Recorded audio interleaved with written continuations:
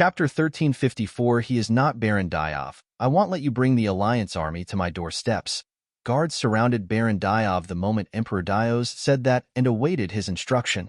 I shouldn't have to use this for an enemy of your level, but… Ting! They all watched as a strange-looking hourglass with golden sands appeared in Baron Diov's grasp. You destroyed something. I need to get it back, Baron Diov said while turning the hourglass upside down and throwing it into the air. What? Before Emperor Dios or any of the guards around could make a move, a golden glow suddenly burst forth, causing every single living thing in the universe to come to a stop. The golden sands in the hourglass began pouring down in small quantities. How many minutes ago do you reckon that happened? Baron Diov, who was obviously Gustav in disguise, inquired.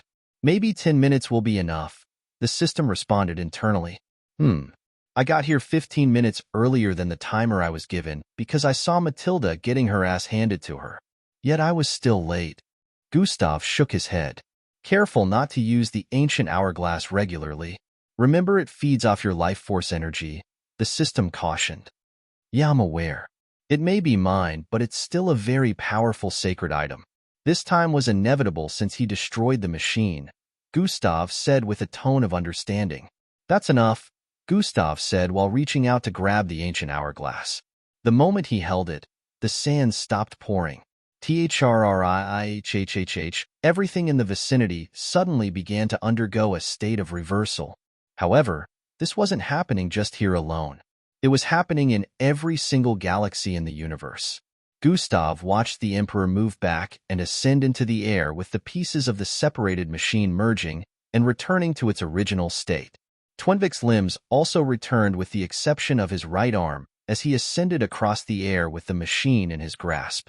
Time soon rewound to the point where Twinvik was back on the ground with a missing arm and Emperor Dios had the machine in his grasp.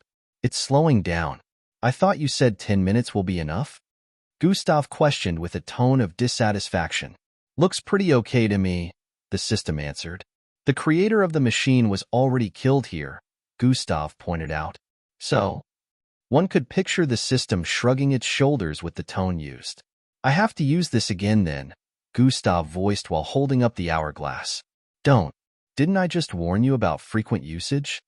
The system opposed with a strong tone. He is still gonna be dead when time resumes, Gustav stated. What does that matter? You can operate the machine. If Twinvik, who has no prior experience with technology, could do it, what stops you from succeeding? You can't be that stupid. Or can you? The system voiced with a tone of apprehension. That's not the issue, Gustav answered. Oh, don't tell me you're starting to become benevolent. Don't play God at your own detriment, Gustav. Let the dead lie, the system added. Shut up. Gustav stepped forward while lowering his hand as the ancient hourglass vanished. Time was about to resume. He arrived before Emperor Dios, who was still in a paused state, and yanked the separator machine from his grasp.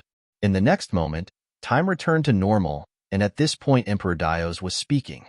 I will have your families lined up to watch you all suffer the consequences of going against my rule. You will all be stripped of clothing and tortured before the general public. I will have the rabble of beasts pluck out your eyeballs and feast on your ints. He suddenly paused as he noticed something. His hand was empty. Where is the machine?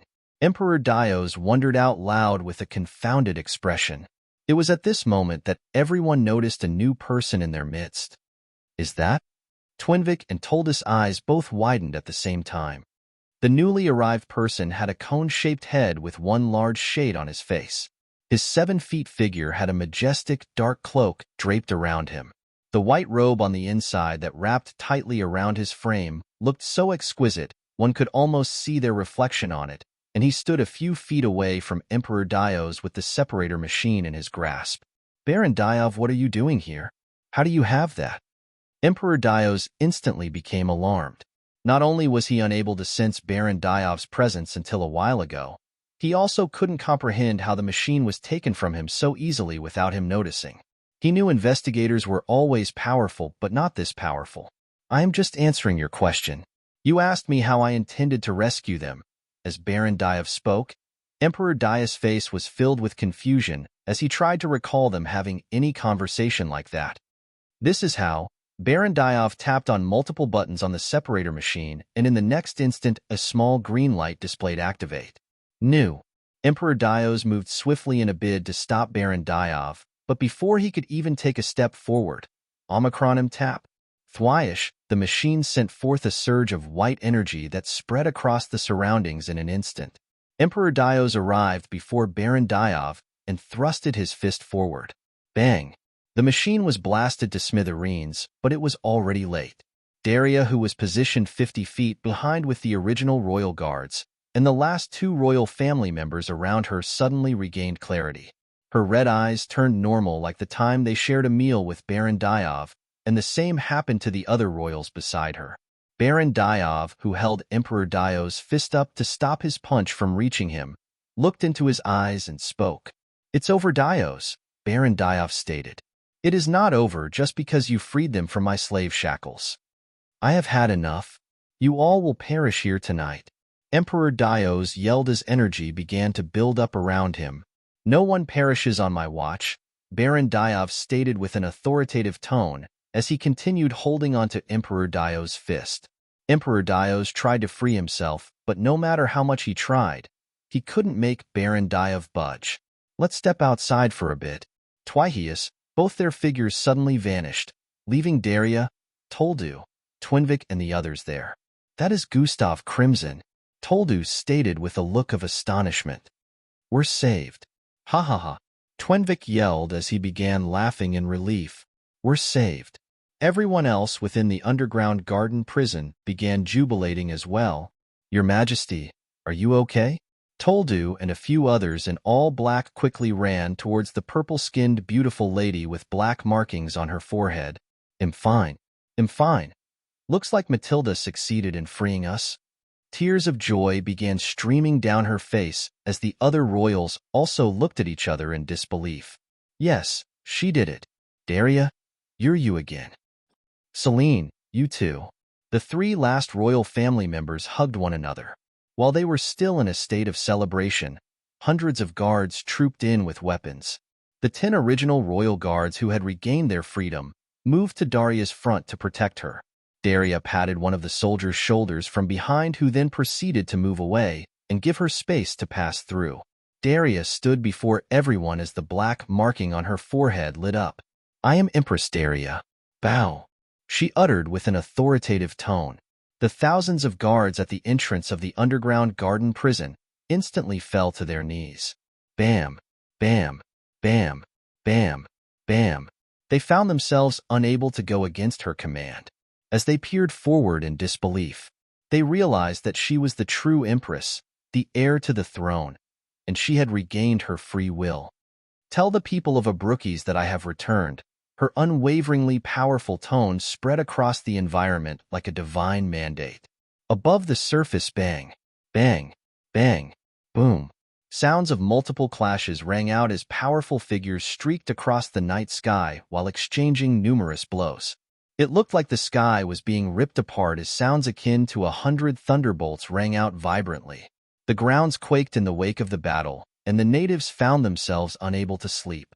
Thwoosh, after another loud clash rang out, the figures in mid-air separated. On one side, a figure looked untouched, while on the other side, two figures looked roughened up. "How is he so powerful?" Emperor Dios yelled to the one beside him, who was clad in a red shell-like armor. "My lord, I was trying to tell you, but you didn't wait to listen to everything I had to say," General Boral stated while letting out hurried breaths. "What?" Emperor Dios had an irked expression as he uttered. "He isn't Baron Diov. He is Gustav Crimson," General Boral revealed with a tone of wariness. Chapter 1355, The Planet Destroyer? "He isn't Baron Diov. He is Gustav Crimson," General Boral revealed with a tone of wariness. "Who is that?" Emperor Dios questioned with a clueless tone. "The one wanted by the Alliance. The youngster who almost became the champion of Aesop," General Boral yelled. Emperor Dios had a look of confusion for a couple of moments before his face suddenly lit up with an expression of realization. "The Planet Destroyer?" Emperor Dios voiced with a loud tone. General Boral nodded in affirmation. Emperor Dios turned to stare at the figure in dark robes floating ahead of them with an extremely wary expression. That is him? Emperor Dios was still in a state of shock. He wasn't one to care about the state of things on other planets or concern himself with the shenanigans of the Alliance, but there was no one who hadn't heard one or two things about what happened with planet Ozius. As one of the leaders of the Alliance, planet Ozius' destruction was widespread, and amidst all the noise, one person's name would always come up: Gustav Crimson. Well, since you know who I am now, I guess there is no point in maintaining this form, Baron Diov voiced from the other end while his physical appearance began undergoing a visible change. By the time the transformation was complete, what appeared in their line of sight was the face of an extremely enchanting male figure. His long, dirty blonde hair looked so silky, anyone would easily long to caress them. His jawline was so well chiseled that not even the prettiest of male models on Earth would be able to contend. His lips so perfectly outlined that even beautiful girls would grow jealous. However, his eyes bore an incredible cold and piercing gaze that would make even the demons shiver at the sight of them. The moment Gustav took of the shade covering his face, Emperor Dios and General Borel subconsciously moved back. Those were no ordinary eyes. The energy emancipating from his figure had suddenly undergone a great change. Emperor Dios now understood why they were losing. "Where is Quasp?" Emperor Dios asked. "He is supposed to have gotten the message and arrived here." "I don't know why he is late," General Borel answered. "Don't worry about your other general. I took care of him on my way here," Gustav voiced from the other end with the side of his lips curving upwards. "What do you mean by?" Before Emperor Dios could complete his statement, Gustav snapped his finger. Pa! A teal-colored bald head, smeared with bloodstains, appeared in his grasp. Emperor Dios and General Borel eyes instantly widened as they stared at the head with looks of disbelief. "That is the strongest of my 5 generals. How did he?" Emperor Dios was taken even more aback now. "Turns out he already knew the full story before you did, Dios. He came after me immediately instead of heading here, nearly slaughtering my daughter in the process, or rather, fake daughter," Gustav said while recalling what happened before he headed for this location. "Matilda is in trouble. I am going to help her," Gustav said to Cersei within their accommodation room. "But father, the timer says 20 minutes left," Cersei voiced while pointing at the holographic projection before them. "Yeah, but she is in trouble. Gotta step in so she doesn't get killed," Gustav voiced while heading for the entrance. "Stay here," Gustav instructed before vanishing. He instantly reappeared nearly 1,000 feet above the massive structure. Hover has been activated. Gustav was about to turn around and fly away when he sensed something. He paused in that moment, and a blue star streaked from the east corner of the sky. Bang! It crashed into the structure below at insane speed, infiltrating it in the blink of an eye. A powerful surge of energy had sent everything within a 10,000 feet mile radius flying. The mountains around crumbled and intense winds blew across the place, leaving only a bit of the accommodation area left. It wasn't a star. Gustav's eyes squinted as he descended immediately. "Fly high. Where is he?" The moment he landed within the accommodation area, whose top had been completely blasted off, he came across an unnerving scene. A bald-headed teal-skinned male in blue armor and a massive 6 feet long axe strapped to his back had Cersei's neck in his grasp. General Quasp. That is one of the Emperor guests. A few guards who had survived the destruction of this infrastructure voiced out the moment they realized who the perpetrator was. "They are traitors," the bald-headed teal-skinned figure responded with a strong tone. "Do not interfere," he added with a commanding tone. The guards instantly backed away upon hearing this. Cersei was held against a cracked wall as she struggled to free herself from his grasp. Frost had spread from her body to that of General Quasp's, but he remained unaffected by it. "I said, where is he?" General Quasp inquired once more with a tone that left no room for negotiation. Gustav stood a couple feet behind them but didn't move. Instead, he watched the scene with a curious glare. "I don't know." Cersei coughed multiple times while trying to get words out. "You will meet your maker if you don't tell me where he went right away," the bald-headed teal-skinned male figure stated once more. Cersei's entire body was emitting a lot of frost at this moment, and even the vicinity had ice all over which were turning into spikes. Thrih, thrih, thrih, massive icy spikes formed in mid-air and shot towards the assailant in the next moment. Bam, bam, bam. Despite their size and incredible power, they all got smashed to pieces the moment they made contact with the assailant's back. Such weakness. Do you believe the likes of you could cause even me even the slightest injury? Ha, fool. Chapter 1356. The end of a tyrannical reign. General Quasp instantly got sent flying and tumbled multiple times in midair before slamming into the wall of the crater. The glow on the axe dimmed the moment General Quasp stopped making contact with it. Does the axe blade get dull if it isn't in the hand of its owner? Gustav questioned, but he already knew the answer to this. You will never be able to use it to cut anything down, you bastard. General Quasp yelled from the other end as he jumped to his feet. I see. I have always wondered how it would feel to wield a dull axe. Let's see how sharp I can cut with this, Gustav voiced with a smirk. You can't. Before General Quasp could complete his statement, Gustav's figure suddenly appeared before him. Thwaish, a burst of wind spread in every direction, distracting General Quasp from noticing a part of his body flying across the air. Oh, look at that. I was aiming to slice you in two. This blade is truly blunt. General Quasp's eyes widened the moment Gustav uttered these words. His eyes darted around, searching his body, and then he finally noticed. My hand. Erf. He cried in horror as he noticed that everything below his left elbow had gone missing. He couldn't comprehend how Gustav managed to not just slice through his arm, but his entire hand in one go with a blunt axe. Not to mention how sturdy his skin was, which would not get penetrated with a sharp blade. Impossible. It was like piercing a person with wood. I wonder how sharp it would be if it was in the hand of its owner, Gustav voiced while reaching out. Fly-high, the cleaved-off hand floated off the ground and landed in his grasp. Genetic assimilation complete. Gustav's arm transformed into a replica of General Quasp's within seconds. He dropped the cleaved-off hand and placed the axe in his hand, which had adopted the look of General Quasp's arm. Thine, guy. The axe immediately lit up with a blue glow, causing a sinister smile to appear on Gustav's face. Would you look at that? He muttered with a tone of interest. All this time, General Quasp watched with a look of horror. His mouth was still wide open as he couldn't find the words to say. Now, let's see how sharp this blade truly is, Gustav said before swinging the glowing axe diagonally. New. A blinding blue light engulfed the vicinity as a very sharp arc shot forward. Twihii, twihii, twihii, twihii, twihii. The arc split into twos and from twos to fours. It kept replicating. In less than 3 seconds, 1,000,000 blue arcs had slashed forward, ripping everything in its path to pieces. Every piece of matter up ahead came crumbling down like dust, mixing with the pieces of the flesh, bones, and armor of General Quasp. The crater that had been formed in the ground increased by over tenfold as structures and mountains thousands of feet up ahead became collateral damage as well. While it looked like it had taken a lot of time for the slices to replicate, in actuality, it had taken only a moment.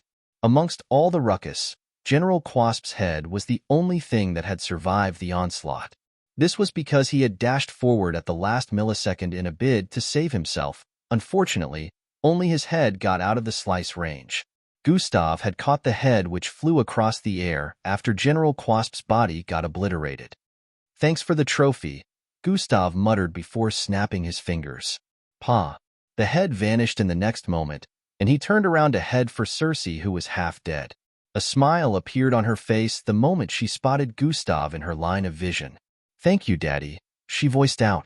Did you know I was watching the whole time? Gustav inquired. She shook her head weakly. No. Then, why did you refuse to tell him anything? Gustav asked. Because it would be a betrayal to Father. I would rather die than betray Father, Circe said with a tone of conviction. Gustav was taken aback by her response because he read Circe and discovered she was telling the truth. We've only known each other for less than 2 weeks. Where did such a feeling come from? He wondered, but now wasn't the time to ruminate on her words. Gustav squatted before her and placed a healing pill in her mouth. How did he? Quasp would never go down so easily. Emperor Dios furrowed his brows as he peered forward. He would have been a strong opponent if I hadn't taken him by surprise, Gustav replied while raising General Quasp's head. Damn it, this is a difficult situation. General Borel swore internally. Say, would you two be able to handle an attack from this? Gustav questioned as a massive 6-foot-long axe appeared in his grasp. What? He has Quasp world-splitting axe? General Borel and Emperor Dios voiced simultaneously, and in the next moment, their faces were filled with even more disbelief as Gustav's right arm transformed into a replica of General's Quasp hand. The world-splitting axe emitted a bright blue glow as Gustav raised it. Foomsh, wind began to gather immensely around the vicinity, causing both opponents to shrink back in fear. They knew how powerful and heavy the world-splitting axe was. A weapon as large as Gustav's entire body, yet raised with ease like a piece of paper. Get him before he swings. Emperor Dios shouted before dashing forward. Thwoosh, they both streaked forward, appearing before Gustav instantly. General Borel grabbed the axe handle while a large scarlet, glowing sword materialized in Emperor Dios' grasp. Swayai, he swung sideways powerfully. Gustav's figure vanished, causing the blade to slice through thin air.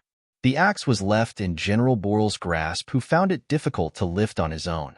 Gustav reappeared behind Emperor Dios and sent a fist hurling at his spine. Emperor Dios managed to react in time, raising the side of his sword to block the fist at the last moment.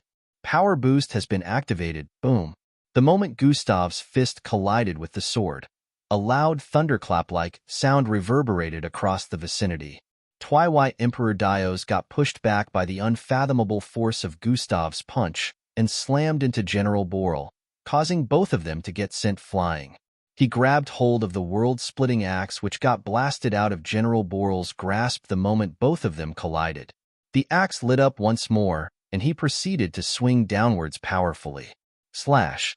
A massive blue arc instantly ripped downwards, gathering so much energy that space twisted in its wake.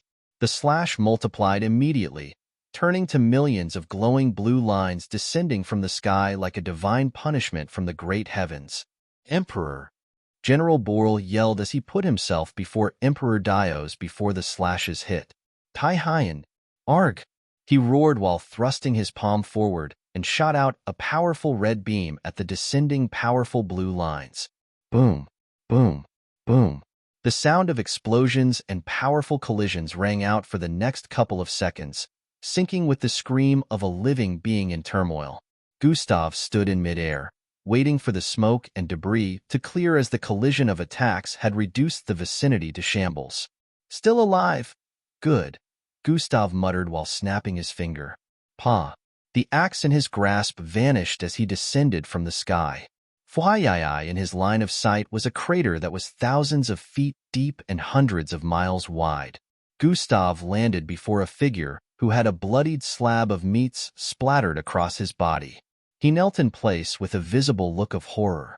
I used a lesser amount of strength this time to reduce destruction, so you would be spared, Gustav said to Emperor Dios, who was stained with blood from the pieces of General Borel's body parts. That was not his full strength? Even Quasp would not be able to use the world splitter to cause this much destruction. Emperor Dios' will to battle was shattered completely at this point. Monster. This word rang in his mind continuously as he recalled that Gustav was just a 21-year-old. Why would you spare my life? Emperor Dios asked. Don't give me that look like I am showing mercy. I'm not, Gustav said while walking towards him. It is not my place to end you. I will let Daria and the people you had under your tyrannical reign decide what to do to you, Gustav added while grabbing Emperor Dios by the hair. Flyish, they both vanished from the vicinity in the next instant. It was finally over. The battle that shook the planet. The battle that kept the people of Abrukes awake for the entirety of the night. And as it came to an end, so did the 11 years of Emperor Dios' tyrannical reign. The day would later be remembered all across the planet for centuries to come. Chapter 1357, She is a Companion's The day would be remembered all across the planet for centuries to come. As promised, Gustav handed Dios over to Daria, leaving his fate in the hands of the new empress. Gustav couldn't stick around much longer, so he left when the morning came. It was almost by his original agreement with Dios. He and Matilda had spoken briefly before he left. Thank you, really. This is something I've wanted to take care of for over 10 years. You changed the fate of Planet Abrukes in just 3 days of your arrival here. She stared at Gustav with appreciation in her eyes. I made a promise. I never turn back on my words, Gustav answered. Facial hair had already started to grow on his face. It was his original look after staying for over 8 months without getting a shave. He hadn't bothered to get one since he was a shapeshifter. He could always make his face appear without facial hair at any time. You're the best. Thanks for having my back, Matilda said while lightly fist-bumping Gustav on his left chest area. It had been a very long night for her. The second general had taken her by complete surprise, and she had lost her hand at the moment of their encounter. Fortunately, Gustav had been watching the whole time, and after dealing with the strongest general, Quasp, he immediately headed to Matilda's side to help her. He had appeared when Matilda was close to getting pierced in the chest, and they dealt with the second general together.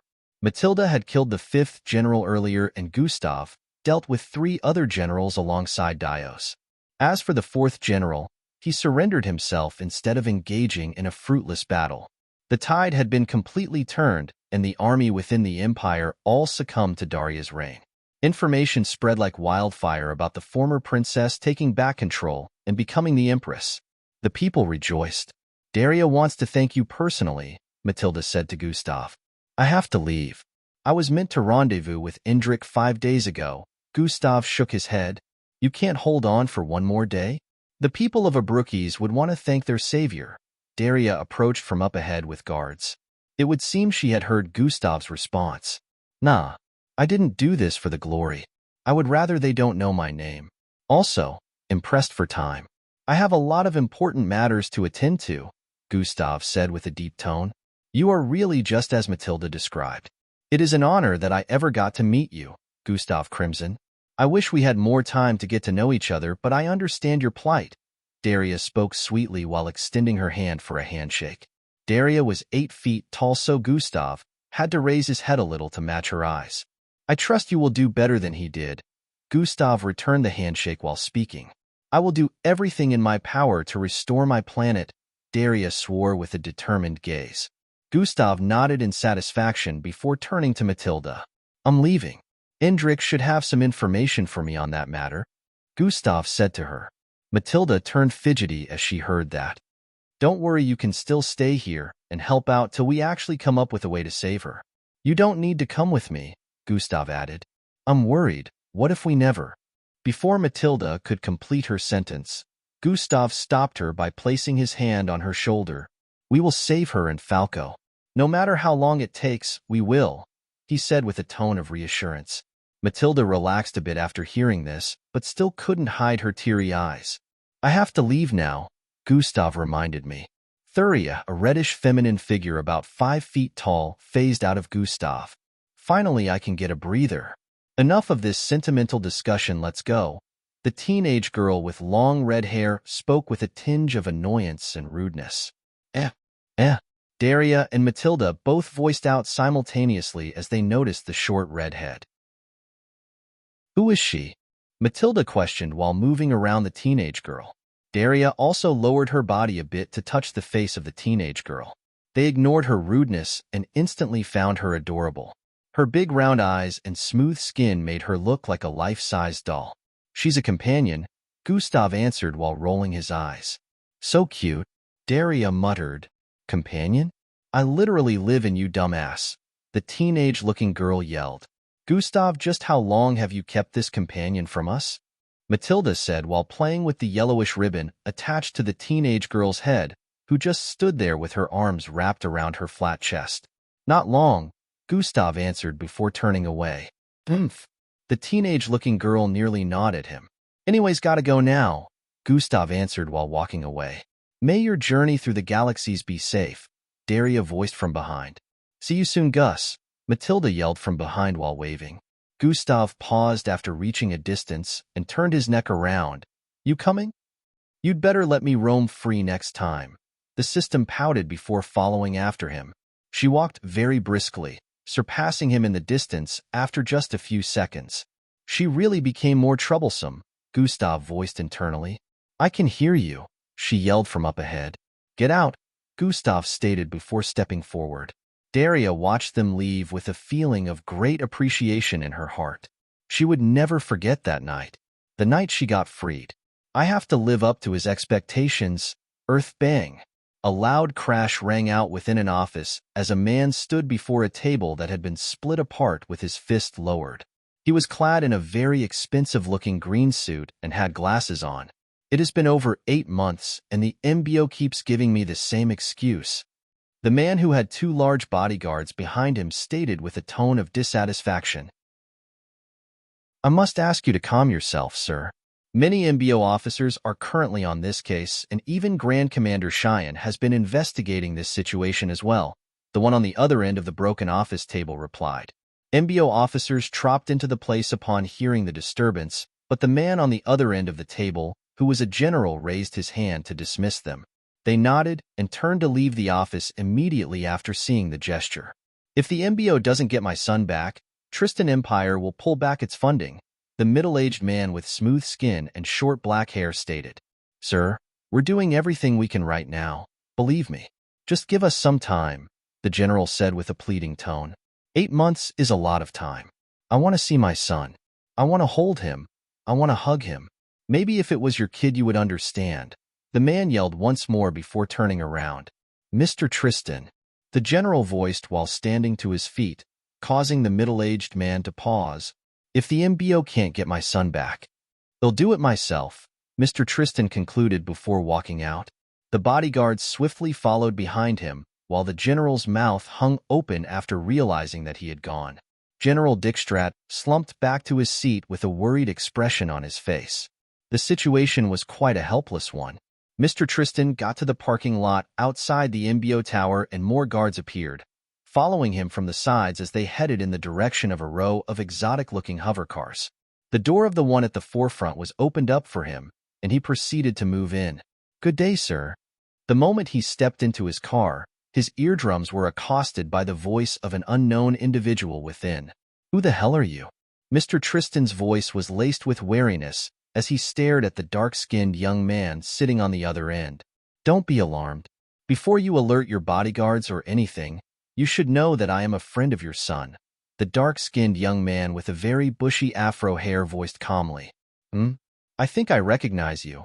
Weren't you one of those kids that took part in ISOP? Mr. Tristan squinted his eyes as he reminisced. Yes, I am. I was also a part of Falco's set in MBO camp and graduated alongside him as well. We have all been friends for over 3 years, the dark-skinned young man responded. Remind me, what your name was again? Mr. Tristan questioned. I am Elopos Emmanuel, but everyone calls me EE, including your son, EE said while extending his arm for a handshake. EE.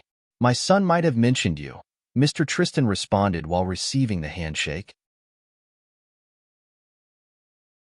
Chapter 1358 Fishing for Answers. But why would you ambush me like this? What are you doing in my car? Mr. Tristan still had a hint of hostility in his tone as he questioned. I have been trying to contact you for some time to no avail. You're a very difficult person to contact, so I took my chance when the opportunity arose, he answered. Trying to contact me? Why? Mr. Tristan asked. I wanted to talk about Falco. The moment EE gave this answer, Mr. Tristan's eyes lit up. Did you find my son? What is? No. At least not yet. EE cut Mr. Tristan off before he could conclude, causing the poor man's face to darken a bit. But all of his friends, myself included, are working to get him back, EE said with a tone of reassurance. If the MBO can't do it, what makes you kids think you can? Tristan questioned while rubbing his temples. Because we were there when it all went down. We were at the forefront of it all. No one witnessed what we did. No one knows everything we know. If anyone can bring back your son, it is us, he stated with an expression of certainty. You sound so sure. Mr. Tristan was taken aback by his tone of confidence. That's also because we have someone on our side, someone who the entire universe longs to acquire. Who is? Sir Tristan, The major reason you and I need to talk is based on the origin of your son. If we wish to get Falco back, I need to know everything. Mr. Tristan paused with a slightly confounded look on his face before replying. Okay. What exactly do you mean by origin? Is Falco truly your son? E inquired with a tone of suspiciousness. What sort of idiotic question is this? Look at my face and tell me you don't see the semblance between me and my son. Of course, he is my son and I do not doubt that. Mr. Tristan yelled loudly. Calm, calm, calm. A loud knock on the side of the tilted window caused things to quieten a bit. What is it? Mr. Tristan asked with hostility in his voice. Sir, are we not leaving? A bodyguard asked from outside. Not. Mr. Tristan was about to respond when butted in. I think it's better we take this discussion to a more secluded location. You're gonna want to hear what I have to say about Falco, said with a cryptic tone. Let's go. Mr. Tristan gestured at the bodyguard. In deep space, a spacecraft navigated through an area of brownish space dust. Fly high, the sphere-shaped spacecraft swerved as a bunch of gray asteroids fritzed past. The spacecraft was moving at such incredible speed, and it took a lot of navigation to get past the asteroids without taking on any damage. The blazing bluish light shooting out of the side of the spacecraft was the only source of illumination in that part of space. After a couple more hours of drifting across space, a bunch of gloomy, icy-colored stars could be spotted in the distance. Within the spacecraft, Gustav sat before the control panel with Circe and the system in physical form strapped to the seats behind. When Gustav noticed the icy-colored stars which looked like planets of their own in the distance, he unstrapped himself. We're closing in on the Gizmic-Torin galaxy, he announced. That took us nearly 2 weeks of traveling. How slow. The system sounded irritated. If you had a faster means of travel, why didn't you provide it? Gustav made a low sking sound with his tongue after speaking. Are we there yet, Daddy? Circe questioned. No, we still have a long way to go, but it shouldn't take us more than a day, Gustav answered. Circe understands, Circe nodded. This is your chance to go back to Planet Vespa. If you want it, I could send you back there right now, Gustav added quietly. No, I want to stay with you. Circe shook her head. Are you sure? You most definitely have free will to go with whatever you wish, Gustav asked her again. Yes, I am sure, she responded with a tone of certainty. We know it wasn't Falco just being paranoid and imagining it, because Gustav Crimson personally witnessed the physical manifestation of the crown, he answered. Gustav Crimson? The universal fugitive? Mr. Tristan said with a look of skepticism. I know how it sounds, but the world seems to have forgotten that he saved the Earth more than once. Also, he fought to protect your son so many times. He is the reason the rest of us managed to make it back to Earth safely. So, before you try to discredit him with the lies the Alliance is spewing about him, remember his deeds. E responded begrudgingly. I know he is someone my son values and respects because just as my son has mentioned your name before, he has also mentioned that of the youngster, Gustav Crimson, but did he truly destroy Planet Ozius? Mr. Tristan questioned, his eyes denoting suspicion. No, it is all a setup because they realized what Gustav is capable of and everyone now wants him for themselves, E answered before explaining. Planet Ozius was attacked by underlings of this person who is also responsible for taking Falco and our other friend. This was another way we confirmed that Falco wasn't just having nightmares. He was having an encounter with whoever that being was, and that being destroyed Planet Ozius because he wanted to take Falco and kill Gustav. Mr. Tristan had a more troubled look on his face as he clasped his palms together and lowered his head. What exactly are we dealing with here? Mr. Tristan questioned in a low voice. We haven't completely figured it out yet, but it isn't an easy opponent. I need you to tell me everything about Falco's origin. Is there anything you're hiding? It could help us in getting him back, Ely requested thoughtfully. I don't know what to tell you. That boy is my son, and I never doubted it for the last 20 years since his birth. My wife, she is incapable of. I am not accusing your wife of anything, Ely chimed in before it could breed a misunderstanding. I am asking if you remember any weird occurrence years ago. Maybe before his birth, or after his birth. Could be anything. Just try to remember. E.T. recalling Gustav being an otherworldly being, despite his birth parents' identity as mixed bloods, made him have an open mind. Anything was possible at this point, regardless of how things were looking. I think I recall an odd occurrence when my wife was still pregnant with him. I never really thought much of it till you mentioned this, Mr. Tristan said with a reminiscent look. Chapter 1359. What a pretty space bird, I think I recall an odd occurrence when my wife was still pregnant with him. I never really thought much of it till you mentioned this, Mr. Tristan said with a reminiscent look. What is it? E asked with a tone of curiosity. In deep space, Gustav stood before a sleeping Circe with a conflicted expression. You know, you could just send her back if you're not interested in babysitting anyone, the system voiced from the side.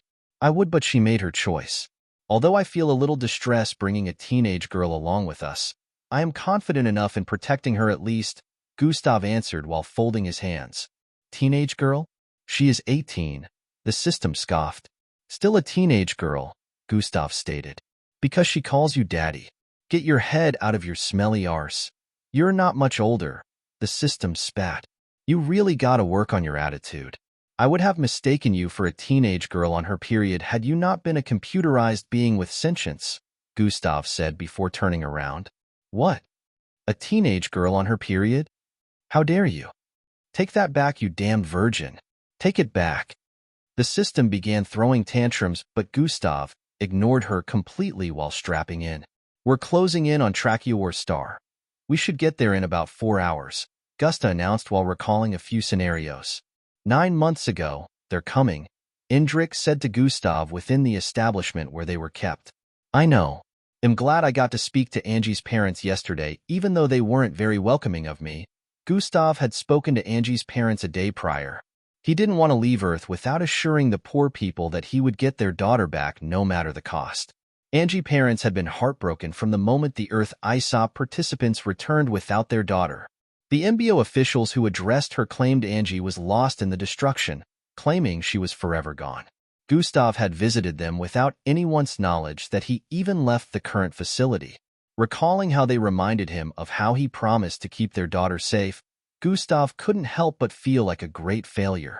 He made another promise to recover their daughter after assuring them that she wasn't dead. Indrik, you take the other spacecraft and make sure you visit the locations we talked about to gather as much info as you can. They probably won't send many troops after you since we're splitting up. They'll drag them away from you as much as I can so you won't be hindered, Gustav said to Indrik. Are you going to let them capture you? Eric inquired. For our plan to go smoothly, especially with the task I've given yes, but I will let them pursue me for some time first, and let it be that they captured me due to EES help. I will only stay in their custody for a bit and rendezvous with you on the tranquil star, Gustav answered calmly. To think you didn't even get to enjoy your stay on Earth for more than a few days after our return, Indrik let out a little sigh. It is fine. We have 3 priorities currently: getting Angie and Falco back, retrieving the sacred items, and recovering the machine I built to investigate the warp demodulator.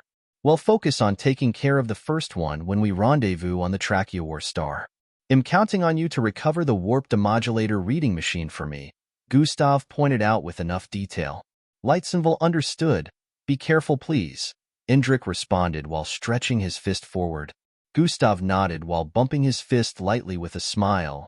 You too, kiddo. Immediately after their brief discussion ended, loud knocks were heard at the entry points of the medical room they had inhabited. Bam, bam, bam. Gustav crimson. We are here to take you in. Resisting capturing will result in the use of lethal force. Loud voices were heard from the entry point as armed MBO officers knocked with enough force to blast the entrance down, repeatedly. Indrik had barricaded the surroundings with telekinetic walls, so the assailants' knocks were unable to get in. Zing zing, a blue light engulfed Gustav and Indrik's figure, and they vanished in the next instant. Bang! The doors and west side of the walls came crashing down in the next instant as MBO officers trooped in large numbers. Where are they? Damn it! Did they already know what we were up to? The disappointed voices of the officers rang out as they looked around while some of them dashed out of the premises in a bid to chase after Gustav and Endrik. Present, it's all good since their chase helped me clear a lot of system quests and gain benefits, Gustav muttered as he recalled evolving a few more skills in the 9 months. One of the best boons would be improving his bloodline rank despite burying 99% of his essence in planet Vespa soil. His original bloodline, genetic manipulation, was now able to do some things that he never thought were possible. I can't genetically assimilate an entire person's body, but if I somehow become capable of mixing that with shapeshifting, I will be able to use anyone's ability without taking it from them. Gustav was thinking about how he took General Quasp's arm's form from a biological, cellular, and genetic aspect and used his ability to manipulate the world-splitting axe, a phenomenon that was impossible with ordinary shapeshifting. He gushed at the potential of this ability, but currently, it had very huge limitations. EE should have a little information for me after talking to Falco's father. Once Endrik and I manage to make some progress out here, we will return to Earth, Gustav decided. It's high time ID. Before Gustav could complete his sentence, he sensed something and turned left. He instantly tapped a control button on the panel. Defense mode engaged. Chapter 1360. Keep your apology. A bright fluorescent-colored light suddenly engulfed their side of space. Along with the burst of light came a surge of energy that rippled across space. Bam! Gustav's spacecraft up ahead got hit by the star charge and tumbled forward uncontrollably before crashing into a moon up by the side. Phew, he should have gotten obliterated with that attack. The leader of the group of space bandits, who had a lamb-like physique and a camel-shaped face, let out a sigh of relief. The others around him seemed to be different species of aliens dressed rather shabbily. They were quite the motley crew. Boss, I knew it was a bad idea to go after that space bird. One of them spoke from his side. Shut up, Paxi. Everything is a bad idea to you, the camel-face-shaped leader of the space bandits said before stepping forward to assess the damage done to their ship. That bastard was hella strong. The camel-face-shaped was distraught about how he would have to spend money to fix the damages caused to their ship. Instead of a gain, they had encountered a loss. Good thing he is dead now. This realization gave him a bit of satisfaction. Who says I am? A deep masculine voice suddenly cooed out from behind. Everyone instantly froze the moment they heard him, while the leader slowly turned around. The moment he spotted the humanoid figure standing at the entry point of the control room, chills ran across his body. How are you still? Before he could complete his sentence, the 63 human figure with dirty blonde hair appeared in front of him. To the leader of the space bandits, it felt like he teleported. Queek! The leader let out a belch as he got grabbed by the throat and lifted. The others around wanted to arm themselves with weaponry, but they couldn't even move. Their legs and arms felt frozen in place due to fear. The pressure that the man before them emitted caused sweat to run down their bodies like they were dipped in a pool. One of the space bandits wiped his forehead and temples. Another could have sworn he felt wetness between his legs. Gustav had them all in an invisible chokehold. Right before their eyes, he had taken a blast of their star charge and came out unscathed. They all wondered if weaker technological weapons would just be like needles trying to prick his skin. Please SP pair him, E great one. The leader managed to utter as Gustav's grip tightened on his throat. Oh, you suddenly turned into an ass-kisser. What happened to you wanting to take my pretty space bird? Gustav questioned with pedally. GRE at one IA Paul. Log C for the blunder. The leader replied in a shrill voice. Keep your apology. I will be taking your spacecraft, Gustav said before flinging the leader away. The leader watched as Gustav took command of the spacecraft and turned it around. Gustav wasn't even bothered about the crew behind whom he left untouched. He knew very well that with the strength he displayed, they had zero will to attack him. The bandit spacecraft arrived on the small moon Gustav's spacecraft crashed into, and they descended. Cersei and the system and physical manifestation were already standing outside. Cersei had a spacesuit on while the system stood on the moon undisturbed by the lack of oxygen in space.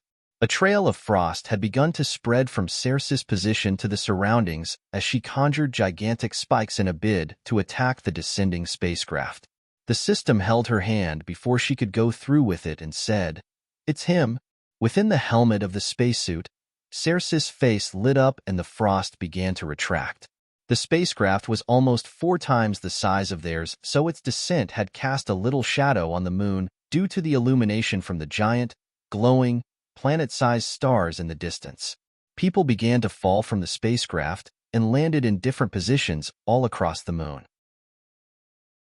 They were the crew members of the spacecraft along with their leader, but they weren't falling out. Gustav was throwing them out himself. "Please don't leave us here. We'll run out of air and die." The leader of the space bandits pleaded. Since there was no sound in space, it would have been impossible to hear the leader, but they all had their spacesuits on, so communication was still possible. "That is your problem, not mine," Gustav answered through the communication panel within the spacecraft before disconnecting. The leader and the other crew members kept pleading, but Gustav ignored them. Cersei was beamed up alongside the sphere-shaped spacecraft, while the system just appeared within since Gustav was already inside. Zrrr! The spacecraft zoomed off in the next instant, leaving the former crew in place. "Daddy, you're safe." Cersei jumped into Gustav's embrace the moment they got into the control room. "Yeah." Gustav patted her back twice before disengaging. "You should probably stop calling Daddy and start calling me Gustav," he added. "Okay, Daddy." Cersei smiled cutely. What is the matter, Daddy?" "Never mind." Gustav nearly face-bombed as he turned away to face the panels and holographic images of different areas within and outside the spacecraft. While they resumed traveling after the little mishap, the system analyzed the damages to their original spacecraft and reported back to Gustav on the areas that needed repairs. "He'll do that after meeting up with Indrik," Gustav said to her as they continued to cruise across space. About 3 hours later, the spacecraft began to close in on a massive green rock in the distance that seemed to be emitting a large volume of gases while traveling across space. The rock was as large as a quarter of Earth, but moving much faster. Unlike other orbital bodies, it didn't have a movement pattern, nor was it circulating any larger orbital body. One couldn't even see the surface due to the volume of gases it emitted.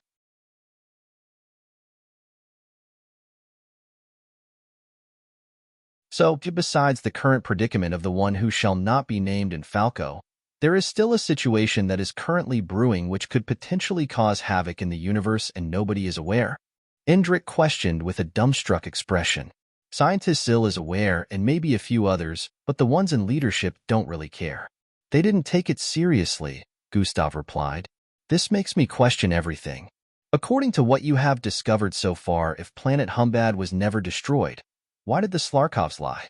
Where did the meteors come from? The energies formed that caused the evolution of Earth did not come from planet Humbad's destruction, so where did they come from?" Indrik couldn't stop himself from yapping away. "That's what I am trying to figure out. That's why I am looking for planet Humbad, since it got moved from its original location in space. There is a place called Dimension 6 on it that I need to locate, and I only have a little over a year left to find it. I still don't know what the warp demolator is and why it has the capacity to swallow up entire orbital bodies and cough them out in an entirely different location.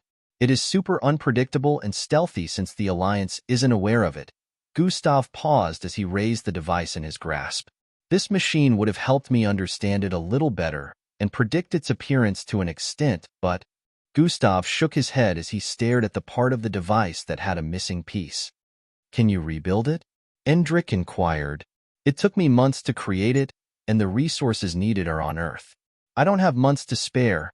Gustav shook his head while recalling all of the things they needed to do.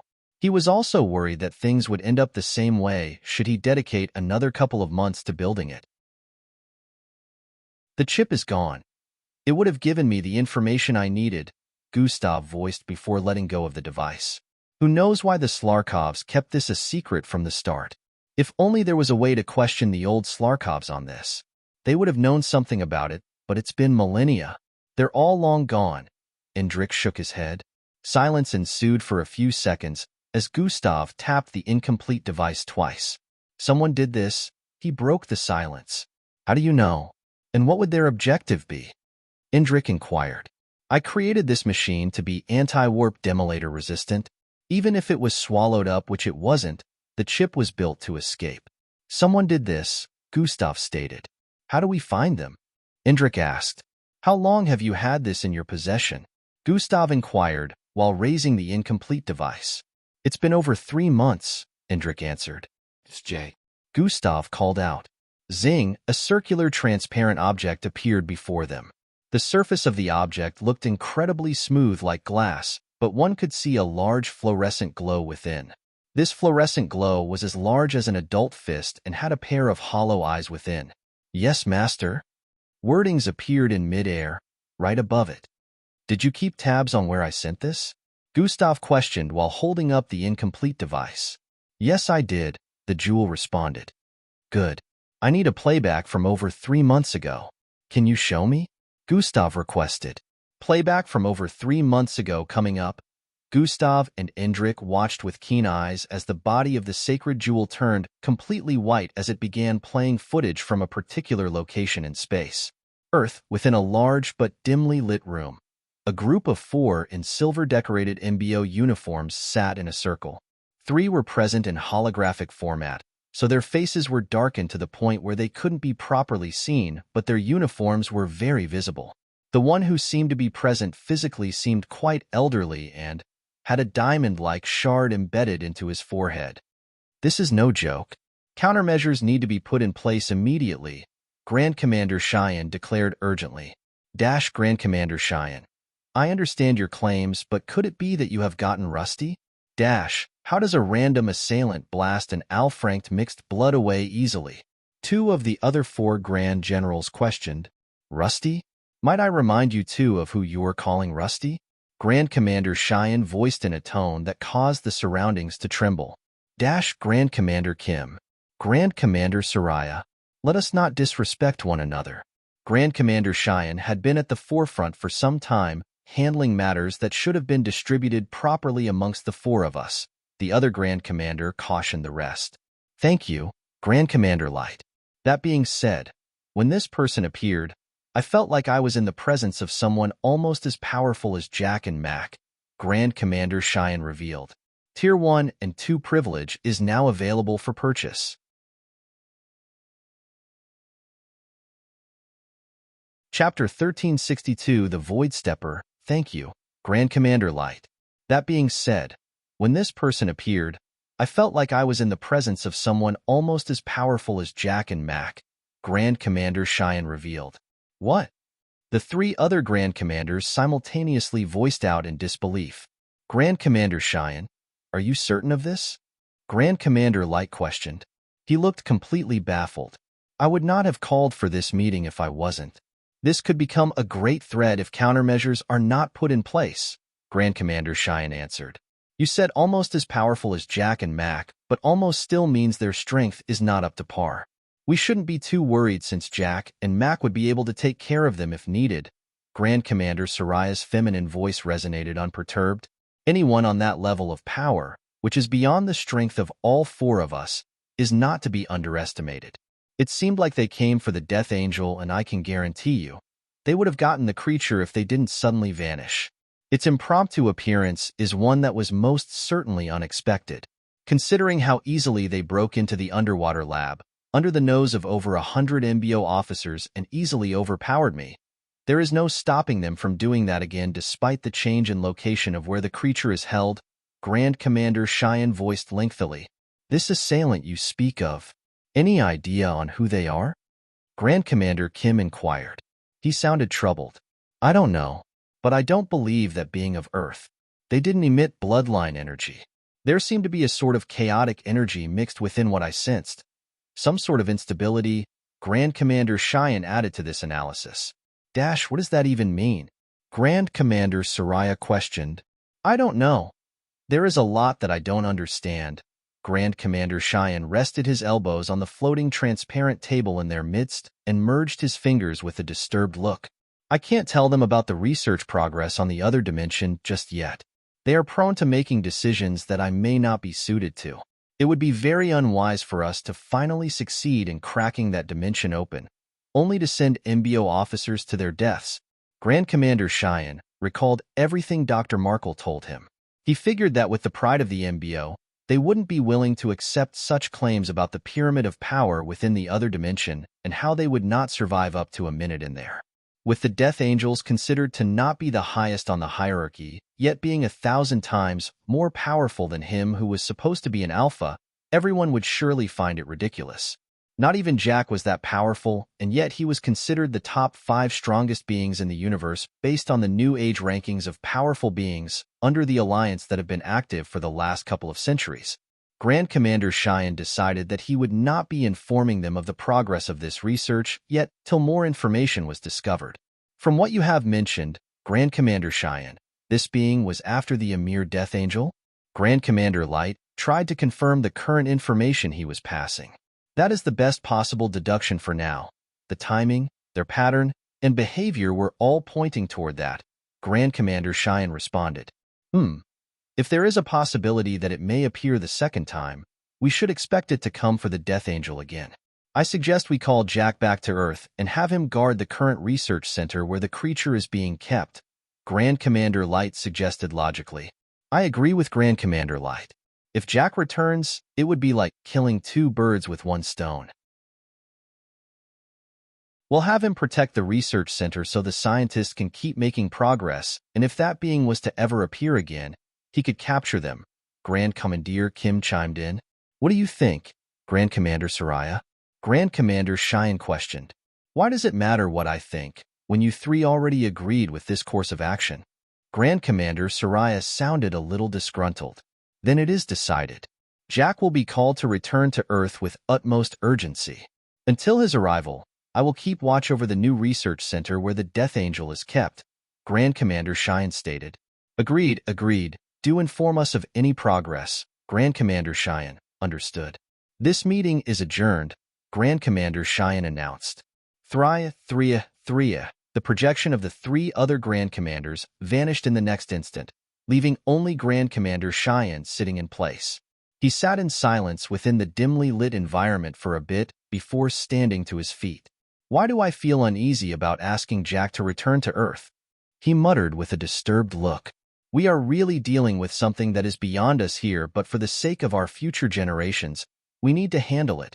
Upon saying this, the image of a blonde-haired person appeared in his mind. Sigh, I hope the kid is okay. The Trachea star. So we are going back to Earth? Endrick questioned with a slightly disturbed look. Doesn't seem like I have much of a choice here, Gustav said while reaching out to grab the sacred jewel which had just finished showing a long playback that lasted for nearly 12 hours. Fortunately, the 12 hours of playback was sped up, so it packed up to 2 months of footage within, and now the problem had been revealed to Gustav. It was something he never expected to see. He saw himself appear in the footage and tamper with the device. Same hair, same face, same height, same skin color, a literal copy of himself. At first, Gustav suspected it could be a shapeshifter. While shapeshifters were extremely rare, he knew he couldn't be the only shapeshifter in the universe. However, he realized something. Which shapeshifter will be aware of the exact location in space where he kept the warp demolator reading machine? Which shapeshifter would display his exact facial expressions and demeanor to such perfection? And more importantly, which shapeshifter would be capable of using his atomic manipulation abilities to dismantle the device and take the chip? There is only one person I suspect could be capable of this. Scientist Zill, Gustav said with a tone of certainty. The scientist who helped you with the planetary placement dimensional theory? Endrick asked. Yes, Gustav answered. How? Endrick looked confounded as he further questioned Gustav. Well, I let him stick his needle in me for the betterment of humanity. I guess I shouldn't have done that. Gustav shook his head in disappointment. He really trusted Scientist Zill during the period they worked together, which prompted him to help in creating the Arkham serum using his cells. Gustav didn't expect something like this to happen and secretly hoped his speculations were wrong. Because if they weren't, he would have to deal with Scientist Zill. Endrick could half understand what Gustav was hinting at, so he stopped asking about Scientist Zill, but still, he worried. Then, what do we do about the information we were supposed to exchange for 8 tartan hearts? The location of the Zelios Tower is literally in the opposite direction of Earth, Endrick said, feeling conflicted. Let us head to the Zelios Tower first. It shouldn't take us a lot of time to conclude our business there. We could double back to Earth with my dimensional bracelet. 2 stop spatial points should get us to Earth very quickly, but it will run out of energy when we arrive back there, so we will need to be careful and try as much as possible not to get ourselves into a situation where we need the dimensional bracelet to escape, Gustav explained lengthily. It will take us approximately a month of travel to get to Zelio's tower, which means in a month and a few days we should be back on Earth. Indrik calculated. Yes, with the dimensional bracelet, our journey back should only take a couple of moments. So long as we conclude our business in the Zelio's tower quickly, we can get back to Earth almost immediately. Gustav answered with a tone of certainty. To Zelio's tower it is then, Indrik voiced while his body levitated above the ground. Gustav nodded and levitated as well. I almost forgot. Indrik landed on his feet and snapped his finger. Zing, a pair of green and gold glowing battle boots appeared in Indrik's grasp. The Void Stepper, he said while handing the boots over to Gustav. The boots emitted such an ancient aura of energy that the entirety of the Tracheowar star began quaking. It felt like space was contracting around the boots, causing orbital body Esto draw closer.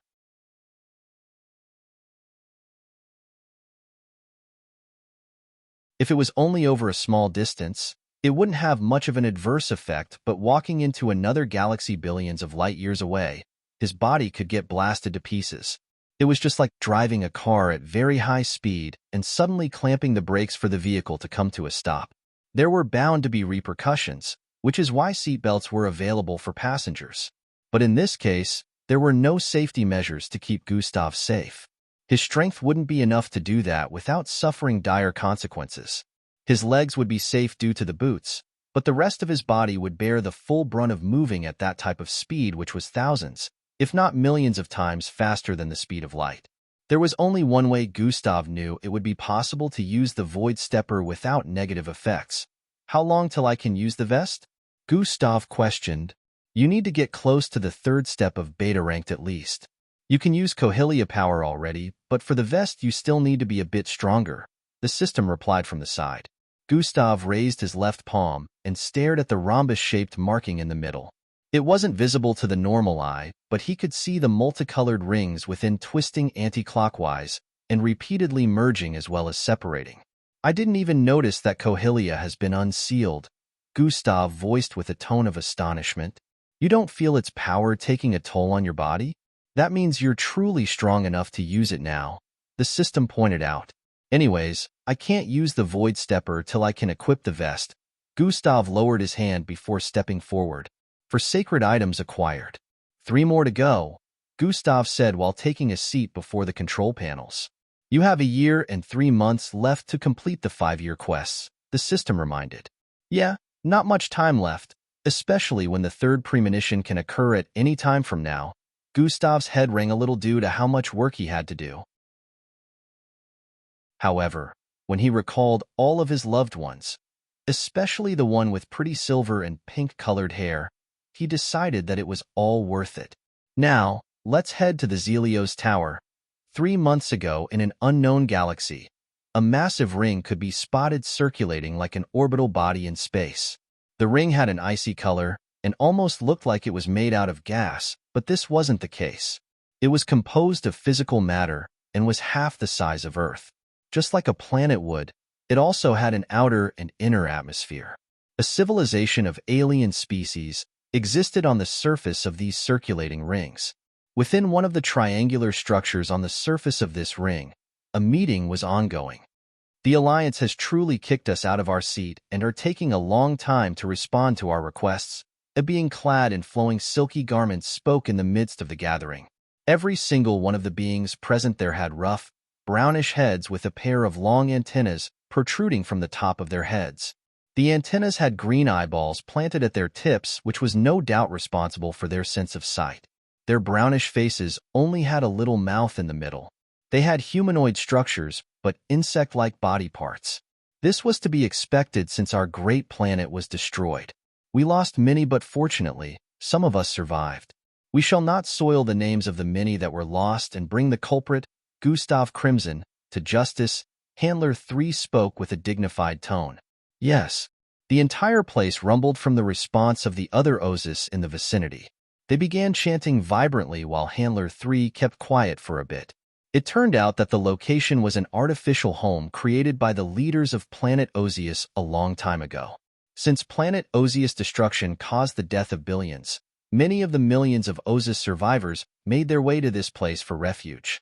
The Ozus that were helped by other species to escape were later brought here, including those rescued by Gustav and the others.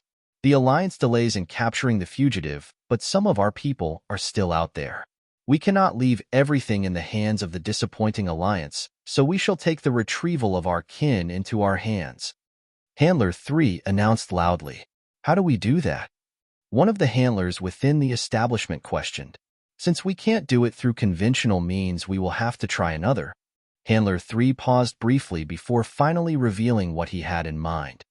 The Zelios Tower. December goals. 500 golden tickets equals 4 chapters mass release. 1,000 golden tickets equals 8 chapters mass release. 1,000 privilege unlocks equals 2 extra chapters. 10,000 privilege unlocks equals 10 extra chapters. 1 magic castle equals 1 extra chapter. 1 spacecraft equals 2 extra chapters. Golden gashapon equals 4 extra chapters. And special shootout.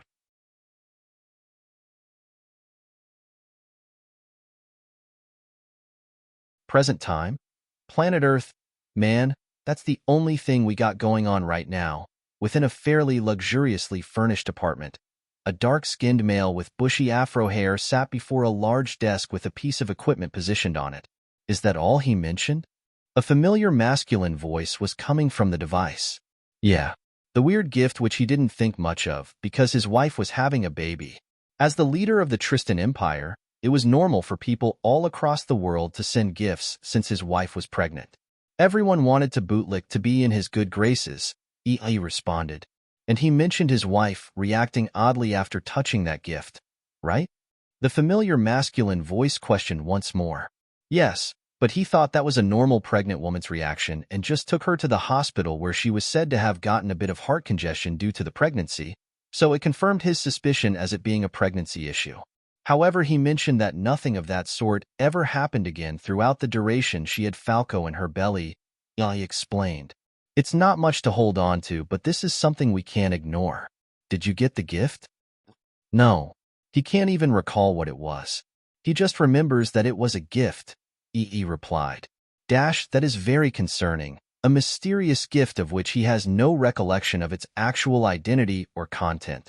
I need you to dig more. Try to find out what that gift is and retrieve it. I know it has been 20 years, so that is an almost impossible task, but try. You already said it yourself, man, but definitely very suspicious. Whatever that gift is, EE placed his hand on the desk with a troubled expression. They'll take care of the rest when I get back. Why do you sound like you're returning soon? EE's face suddenly lit up with a look of suspicion. That is because I am. Are you? Hold on. You're coming back to Earth soon? EE questioned with a tone of concern mixed with excitement. In a month, yes. I just need to get information from the Zelios Tower first. Currently on my way there. Once I finish, I need to head back to Earth to deal with a disturbing situation. Man, as much as I am excited to hear this, it also bothers me. Wouldn't that be too dangerous? EE said with a tone of concern. I wouldn't have returned this soon if it wasn't important. This is something I need to take care of personally. I get it. There is a lot to catch you up on when you finally return. Something happened recently at an underwater research center, or rather a former underwater research center where a death angel was being kept. They're trying to keep the information under lock and key, but with the number of scientists involved in that incident, it is bound to spread soon, he revealed. The Death Angel Grand Commander Cheyenne was captured? Yes, I will uncover information about what happened between tomorrow and the next few days.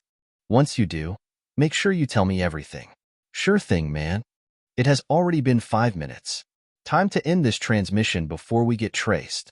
Yeah, stay safe out there, man. You too. See you soon, brother. ZHHHRRHHSSHHH. The transmission from the device on the desk ended in the next instant. An aura of loneliness and silence filled the apartment for a couple of seconds as EI stared into space. He stood up after some minutes and walked towards the balcony area of his apartment. The view of the night city came into his line of sight, and he breathed in a wind that brought a smell of nostalgia to his nostrils. Wow, Gus is coming back soon. How long has it been? It's going to be 10 months by the time he returns. A faint smile appeared on EE's face at this moment. Had better wife Angie up when we get her back. He chuckled as he pictured a reunion in his mind. Speaking of getting wifed up, what do I say to this? EE had a look of confusion as he brought out a small triangular device. This makes me feel feminine.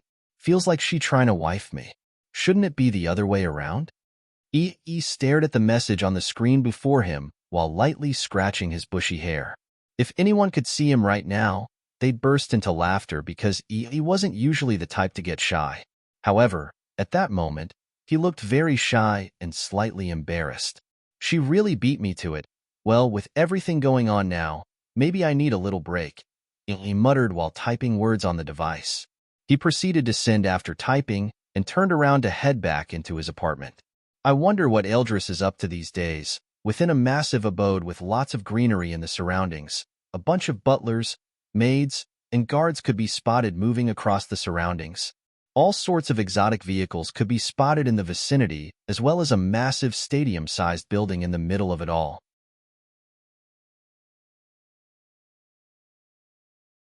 Chapter 1365 I Refuses. The structure was one of the most exquisite-looking homes in the entirety of Plankton City, and its smoothened walls looked almost reflective.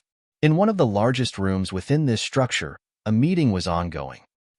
We don't want you affiliating yourself with that universally known fugitive. If you leave this building now, you can forget about your title as the next head of the family.